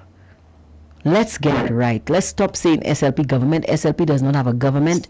They are an administrator. They are the administrators of the government. Thank you for that correction. I try to make sure I keep my T's crossed and my I's dotted versus having it the other way. Thank you. You're welcome. Yeah, and sometimes when we're not familiar with something, it's easy for us to cross it, right? Mm-hmm. But well, you're so right on that. I mean, this issue, it's been going on for so long. Only when it affects us, typical of us, only when it affects us, we say something. Rather than supporting those who are going through it or those who are standing against it at the moment. Mm-hmm. I also remember, even my brother went through that. He went to, I think it was his ID at the time. He made one mistake in his name. And I remember him saying to me, they were saying to him he has to pay for it. I went to, he's still at the office, you know. Mm-hmm. He went to pay and pick up the ID. They gave it to him. He's right there at the counter. He looked at them and he said, oh, that's not my name. You made a mistake in my name. They said, oh, well, you have to pay to get it fixed. It is, honestly, I don't think I could see the most perfect word for this thing that's been going on. But at the same time, it has me thinking that these things are probably being deliberate because that's an avenue for them to get more money from us. Caller? I don't know if you will agree with that. Caller, I cannot even debunk what you're saying. I cannot even disagree with you. Because when you look at the way things are going, for example, the situation that I was talking about, Mm-hmm. you have a driver's license from way back when. You don't have a vehicle. You're not using the license, it's just in your pocket collecting dust. And one day you look at it and say, hey, my license expire. You have to go and pay for every year that you didn't pay the license, whether or not you had a vehicle, whether or not you were driving. And certain bureaucratic things keep you from paying it and renewing it at that time. But because you were in the country, the government is making you pay because you had the license and you could have driven. Yeah. Well, that's the show. That's ground theft. I'm sorry, highway robbery. Exactly. You know? You don't have a vehicle, that's not a problem. You have the license, so you have to pay for it. Yeah. Well, I understand the fact that in essence, what they're saying, from what I get from this, they're saying, I don't trust you. The fact you have the license, you would have driven a car, maybe borrow your sister's car, your brother's car, whatever, you could have been on the road. So you have to pay for it. But in truth and in fact, you go to get a new ID or a license issued. I understand there's a fee, maybe $100, $150 because you have to pay for the plastic they use and the ink and whatever it is. Mm-hmm. That's fine. But after you pay that, what more do they want you to pay on the car that you have already? I understand you pay a road tax or whatever because you have a vehicle on the road. Well, mind you, Andrew, I remember a gentleman calling another program, and the guy said, you could almost hear steam coming out of the guy's nostrils because you're saying he has a vehicle. He went to the, I think, transport board or whatever it was, to try to get a reinsure his vehicle because it was down for over a year. Mm-hmm. They saying to him that he has to bring a document stating that the vehicle was off the road. He brought it for them and they said, no, but because you have the vehicle, you still have to pay that money. Yes. Off the road. Yes. So it's not just with the driver's license. But that's ridiculous. That is ridiculous. I don't know. Yeah, this government is really working against us. It's not fair. Even, whilst we're on the topic, I heard another man calling. He's an older gentleman. He was saying he went to get his birth certificate because of that same problem. They contact you and they say there's a problem with your birthday or whatever it is. So you have to come and fix it. Listen, do you know, caller, that DigiGov sends you notifications? They send you an email. Your license will expire in 3 months. They send you another email. Your license will expire in 2 months. Another email. Your license will expire in 1 month. Your license will expire in 3 weeks. Your license will expire in 1 week. Your license will expire in 1 day. They send you emails, you know. Come and pay. Come and pay. That's all I want, your money. They favor their friends. This gentleman was saying, you want to get his new birth certificate or birth and baptismal certificate or whatever it is. Mm-hmm. Every time he goes there, they have to screen. Usually they screen him. They want him to give ID and multiple pieces of ID and NIS number and everything. And it's never ready. The day before the time the family gave him a date to pick it up, he went there.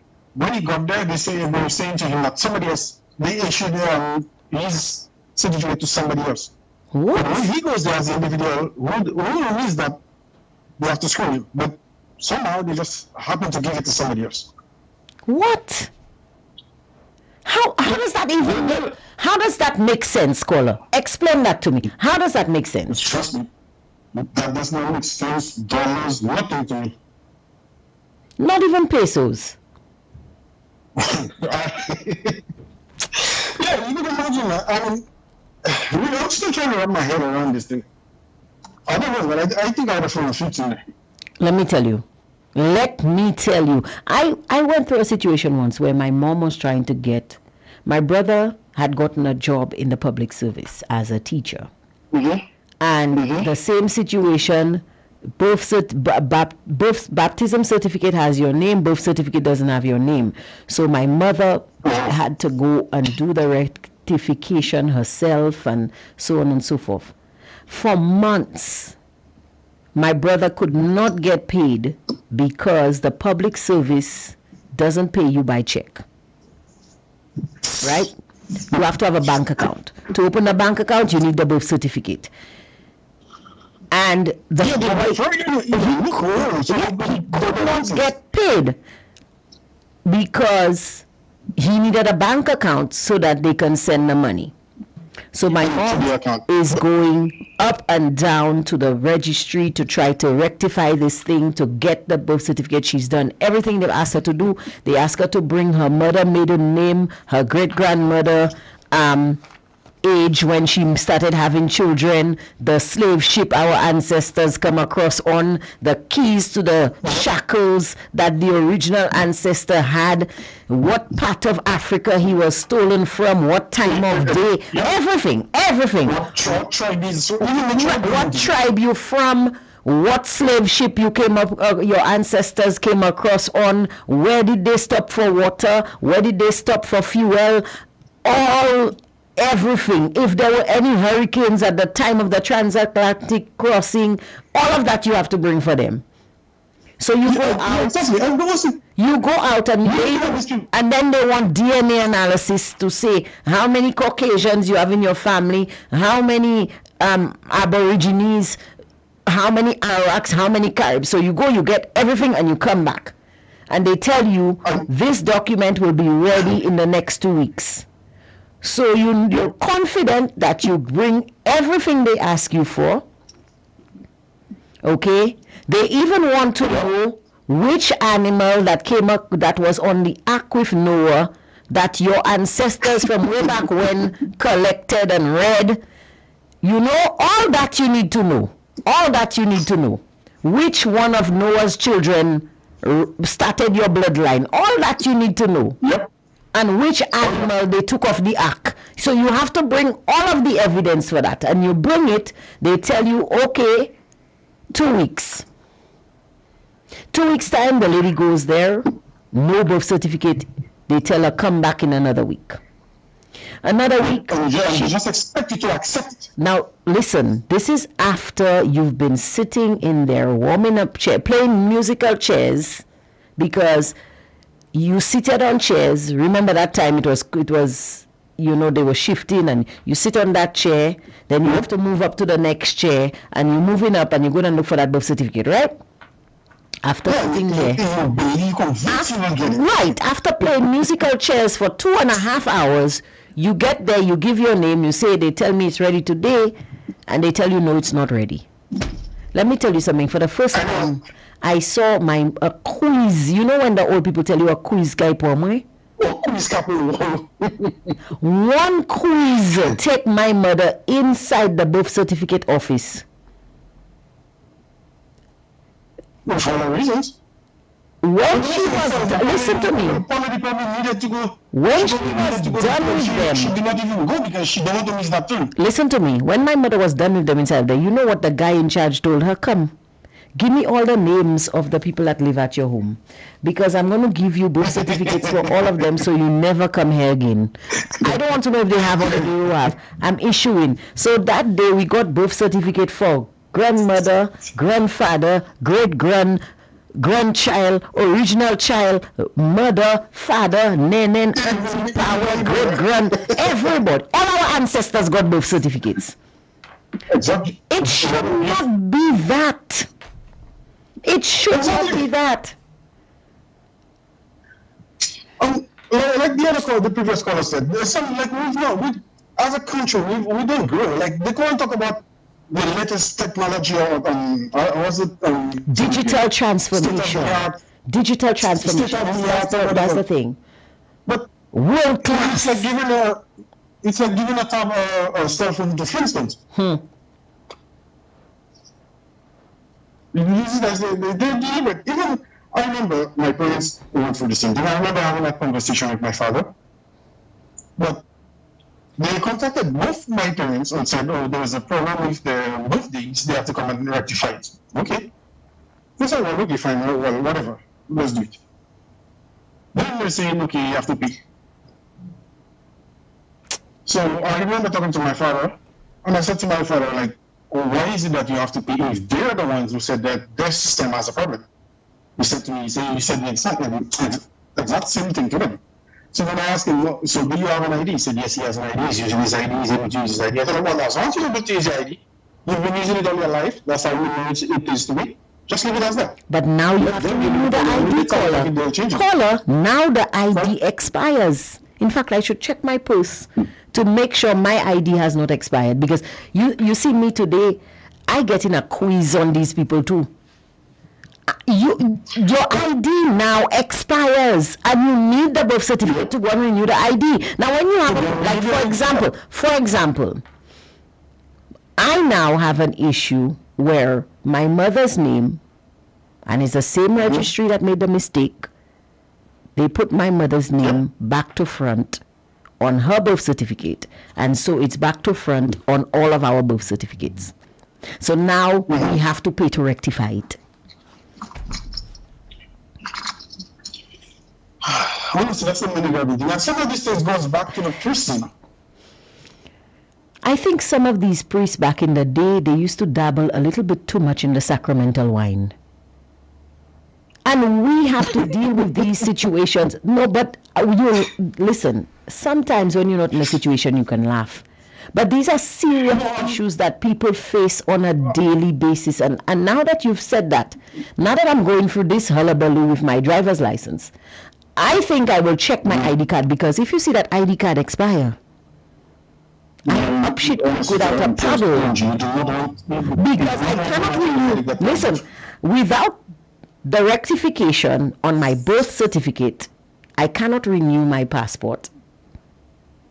My license or ID. Look, I cannot get the ID. Look, now they're giving me stress with the license. So just now, I will be persona non grata. And St. Lucians, by the way, those of you listening, check your ID card. Make sure it's not expired. Make sure, because, guys, let me tell you. Make sure you have a lot of time.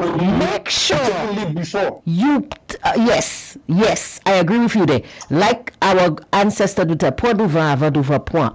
Check your birth certificate.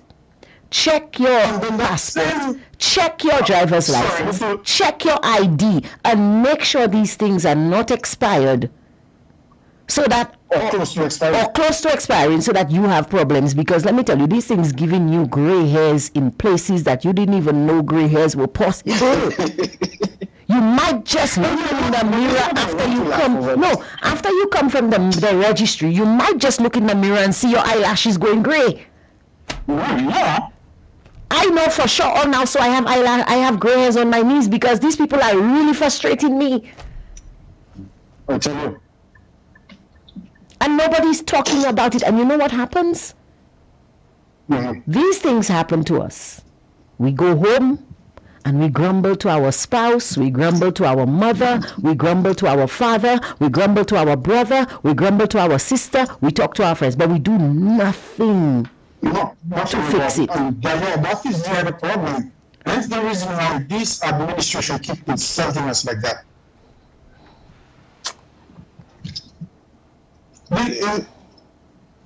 We keep taking it from them. They know, like they probably say, well, you know what, well, we could just do that or whatever, and that's it. They're not going to do anything. I can imagine hearing them saying that. But it's true. But people will not do anything about it. It's true. They will quarrel their troops, they'll stretch them out, but they're not going to do anything. They'll accept it because they don't have a choice. Exactly. And then when you talk to the Prime Minister about it, what does he say? It's not my problem. I'm not affected. You don't want that affected, so that's a you problem. You deal with it. So who is there to speak on poor people's behalf? Who? Going back, even Marco saying, we have nobody to speak for us. In spite of how much they said that this government is for the poor, to represent the poor. Caller, you know what I'm starting to believe? Caller, you know what I'm starting to believe? And I know I will catch a lot of flack for saying that, but I believe this government is here to make me poor. I don't think they're here to represent the poor. There's no other way around it. I'm starting to believe that the government, not the government, the administration, this administration is here to make me poor. And I don't want to be poor. I don't want to be poor. Going back to what even started this conversation, you look like they want you to pay that money you paid already for one. No, I'm not going to do it. They didn't want to make you poor. Caller, they will have to, listen, caller, they will have to put me in custody suites. I am not going to pay. I said that to the guy, when I called and they said, oh, there's nothing we can do. I said, listen here, I'm not paying this. I have my receipt. I paid already. Exactly. I'm not paying it. If y'all rejected my application, you should have refunded my money. They didn't refund my money. They kept my money. So, which means you have to get your service. Right. Your service. Right. You should eventually know if I have my receipt in my purse since 2022, and you're going to come and tell me today in 2026 that the application wasn't finished and I'm not entitled. No. You cannot do that. That's a you problem. That's not a me problem. No, exactly. But you should tell me if that's the case. You're talking about me paying that money again. I'll go to my lawyer. When my lawyer send you a letter, then we talk. I'm not even looking for a lawyer. All I'm listen I am going to take the time and I'm going to go down to the Ministry of Transport, and when I get there, to the cashier or the secretary or the customer service or whoever is available to deal with these situations, if they say to me, ma'am, you have to pay the money, I'm just going to stretch my hands to them and say, lock me up. They just made a state-of-the-art custody suites with a long moniker, a long name. They have nice toilets, because the first set of toilets they brought, the stainless steel ones, they broke. They sent them back, so they have new toilets. I will be quite comfortable. I'm just gonna give up myself. I give up, lock me up, because I'm not paying that money. No.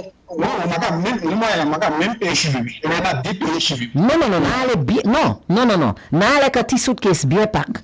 Si à tous les cas, you guys will make us study suite, so makai comfortable. Makai bien comfortable there. Somebody has to take a stand. Something has to give.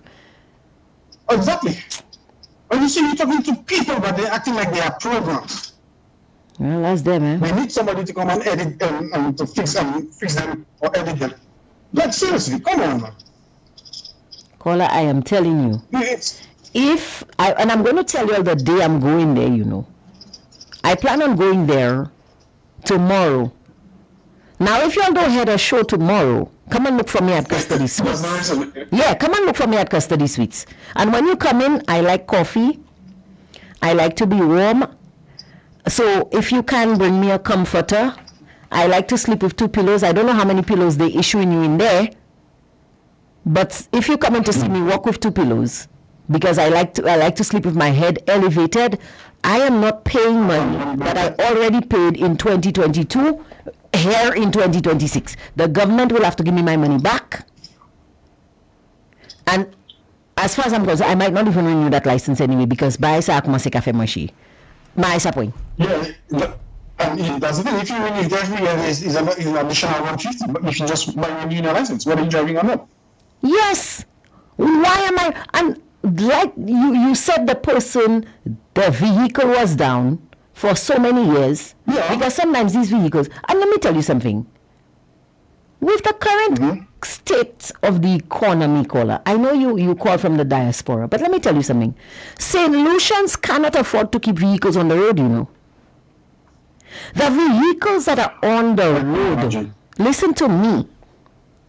The cost of fuel, the cost of tires. My brother has a vehicle. One tire for that vehicle is $700 and something, you know. One tire. Do you know that is some people's salary for the fortnight? One tire. You cannot hold, and listen, you cannot drive the vehicle with one tire, you know. Exactly. Even some people squeeze into buy 2 used tires. You cannot afford it. From people's pay, Angie. I recently done on me. It's been about 20 years or more since Kenyan introduced minimum wage. This administration, I remember they were echoing that. We introduced the minimum wage, but it's still the same 20 years later. No. The minimum wage was introduced by, what Kenny did was not introduce minimum wage. What he did was introduce a labor code. I'm not even sure what is going on with that labor code. I don't even know what I don't even know because misunderstood it because I thought we were talking about it was minimum wage. No. Minimum wage. No. That was the labor code. They introduced the labor code. Okay. They had a review of the labor code, and then Philip J. Pierre came and introduced the minimum wage. And I don't. You know when the people tell you, when somebody tell you, "Makawe clear nilot," because none of these are simply cosmetic changes that they make. They come with you remember how they said St. Jude's needed a pressure wash with some bleach and a coat of paint. So that's what they did. They came with a pressure wash. Yeah, they came with a pressure wash. They came with a bucket of paint, and they pressure wash the labor department, and they paint outside of it looking nice, but you still have the same broken furniture, the same dial-up internet. You have those what's the IMAX computers? You remember IMAX computers, the big thick white ones? Yes. You could learn to monitor this thing when you could go shower, make coffee, have breakfast, and then come on. And it's still not on yet. You have to turn it on from 6 o'clock to start work at 8 o'clock. Yeah, that's just like remember the first birthday, the first trip when people have to go in town. Yes. You have to get up 3 o'clock in the morning to be ready for that. Right. So you still have dial-up internet. You have IMAX computers. You have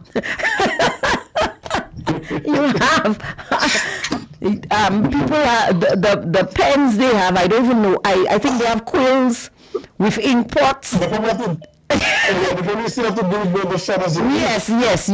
Quills and ink pots. You have listen. Digital idea manifesto. Do you remember back in the 16 and 1500s, you would have to drip wax on the candle and drip it on the thing and then use a stamp to close the envelope. Yes, they still have that there. You understand? They have I don't even know. I can't even remember all the way back then. Some people still have typewriters. The more modern ones have typewriters, and not the typewriter that when you finger it's swinging back the ribbon automatically. The one where you have to push That's it. the one you have to recrank it. Yes, Yeah. they have printing press. You know what they used to print the first Bible? They have the Gutenberg printing press. So when you put all the pages together no. Listen, before you put all the pages in order, you have to every word take out, open it, and put the letters together. Yeah. Just what? The thing with the letters. Yeah, that's a Gutenberg printing press. That's what they printed the first Bible. It took them 6 years. So that's what we have in there, and they're telling you digital transformation. I think that's what they're using. Before I finish, I think was it yesterday? You guys made mention of going back to basic. There's a calypso. The name of the song is Back to Basics. Mm-hmm. Honestly, I think that's where we headed,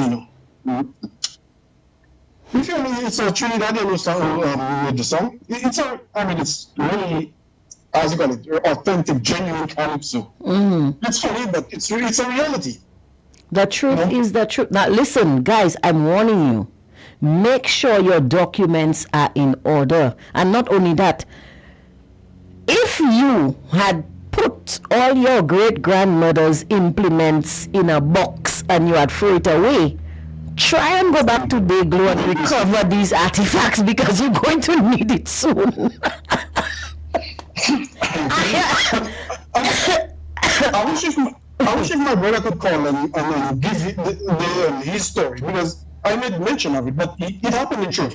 Even me, I had to get that thing, and he was telling me about birth and baptism and city. I'm like, what are you talking about? But he said to me, no, they change everything. Now it used to be one piece of paper with a red seal. That's the birth certificate. Now it's a blue thing. The white one is the baptism certificate.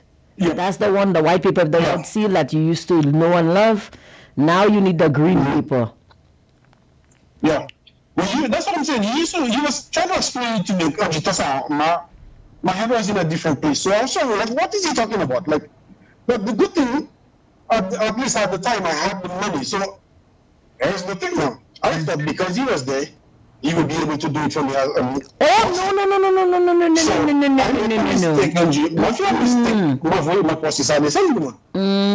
Every day I had to have the guy leave his job to go downtown and do this for me, do that for me, giving him documents. I keep saying to you, ask them if they accept photocopy because it would usually be faster for me. I want to get it how do you call it? Notarized and all of that. Notarized, yeah. I give them an official notarized document. They accepted it. They keep giving him forms and everything to send for me and everything. I'm doing it on it was a heavy. Like I said, the good thing is I had the money at the time. So I was paying him, even if he took time off work, I'll tell him something extra, you could buy some lunch or whatever. When they were satisfied with the documents they got or the information they got from him, they still give him their version of a notarized form to send to me. I have to go pay another set of money for it. Okay. Send it back to him, then he's like, okay, it's just, when there's a problem with your ATM, the machine just thrown away the card. They just look at the document, they look at the document, it's like, okay, we'll just send it up for him through the consulate.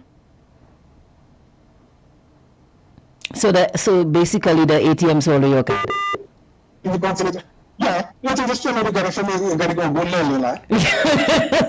Now, caller, are you aware that you didn't need to do all of that if you were close to the consulate? If you went to the consulate in Washington, you could have done all of your things without having to do all of that hullabaloo, Yeah, that's the thing. So I'm in my lesson now. And all they could have said to you, where is your brother? He's overseas, he's in... Exactly. Okay, contact the consulate. Exactly. That's all you needed to do, Listen, anything that I have to do, I'm trying to make sure I get call. I make contact with the source, if it's the main office. And I said to them, I need to do this, that, and the other. I need all the required information. And so then I get this, then the other give it to you. So it saves me, honestly, it saves you a lot of time. They still try to play games with you sometimes, but that's what I Paula, let me tell you something. Good luck trying to get one of these government officials to answer the phone. Good luck. You will call, you will spend 45 hours on a day on hold for them to tell you, I'm sorry, there's no one here to take your call at the moment. Yep. I know, you're right. I've experienced that too. But this, honestly, something has, like, not something has to give up.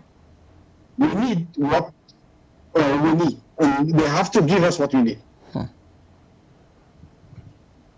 It's talking about making St. Lucia the best place to live and work, and the locals, like, seriously, I remember just recently, not too long ago, there was the situation with the passport. That same brother of mine, luckily he had an officer, he happened to have a conversation with the officer, and the officer was saying, I'm just in the process of doing my family's passport. So the officer agreed to take his name for him, and that's how he ended up cutting in the line, pretty much. Other than that, he would still be waiting, I guess. Caller, it's not easy. It is not easy for the average St. Lucia. And to do simple things, Simple things. You're telling me I have a vehicle. I've been waiting for a part for the vehicle for 99 years and a day. I can't find the parts. I myself fell sick. I couldn't drive, so I didn't worry with that. But now I could not afford to put the vehicle on the road, so I didn't worry with that.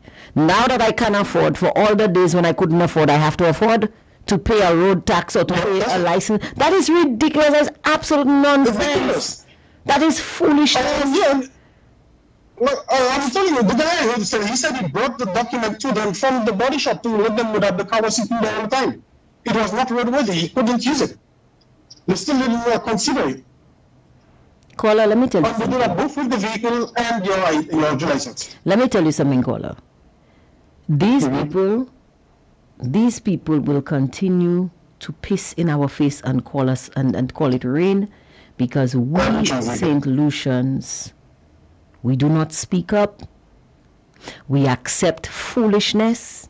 We do not speak out, and we just swallow nonsense day in and day out. And when you speak of it, but that's how it is. That's how it is. Yeah.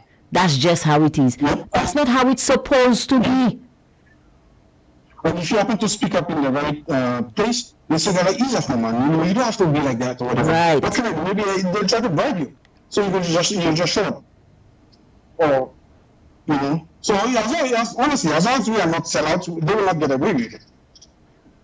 And then you remember the most recent statement the Prime Minister made about the roads? After he's taken a look, now they still want you to pay that $150 for a driver's license that you probably not even seen in the past few years. That is $150 that I have already paid, I paid that money back in 2022. 22. October I have my receipt. September 2022, I paid this $150. I got my receipt, but because I did not have the defensive driving whatever, the certificate, I couldn't put in the certificate number, so they said that they reject the application. It was expired, and now they tell me I have to pay $450. But my $150 that I already paid, they didn't send it back. I tell you, By the way, Angie, I think right. I already said that the system rejected the application, first of all, because it wasn't complete. Yes, but let's say rejected the application, they want you to go back and finish and complete it? Yes, I have to complete it, but it's requiring me to pay $450. And they cannot reject. They said I cannot, they said to me, for me to go forward and make a new application, I have to cancel this one. So I canceled it. Then the guy saying, then I'm seeing it still on the system. And he's saying, oh, you cannot cancel it. You have to complete it. And then we have to approve it and then cancel it. What sense does that make? So, honestly, like you used to say, that is what you call I not can. I don't can. I don't can. I simply don't can. And they're telling you digicov. Digicov is a waste of time. Okay, back to the earlier point that we were making. They started the project and they cannot complete it. And then they try to turn around and say, oh, we did this, we have this in place. But you go into it, it's just a one-win. Cosmetic changes, I tell you. Cosmetic changes. Anyway, caller, thank you for that. Our time is up. So thank you for your contribution. Yeah. Guys, our time is up. But this is the situation in St. Lucia. We have a cart before the horse government. Well, administration. We have a set of people working in the public service that don't seem to know their business. And because of that, we the people continue to suffer and have to go through all of this hassle for circumstances that are beyond our control. What are we to do? Well, tell you one thing, we need to speak up, because that's the only way anything will change. And if you think just swallowing it and not saying anything will make it any better, then you are wrong. Speak up, speak out, and stand up, St. Lucia. Let's stop accepting piss in our eyes and calling it rain, because now they want us to harvest rainwater for us to drink. Thank you for joining me here on Hard Talk. See you guys tomorrow at 12 p.m. for the midday news update, and at 2 for another edition of Hard Talk. That is if, when I go to the Ministry of Transport or Road Transport Board or whatever they're called, I'm not sent to custody suites. Have a wonderful day, St. Lucia. Bye-bye.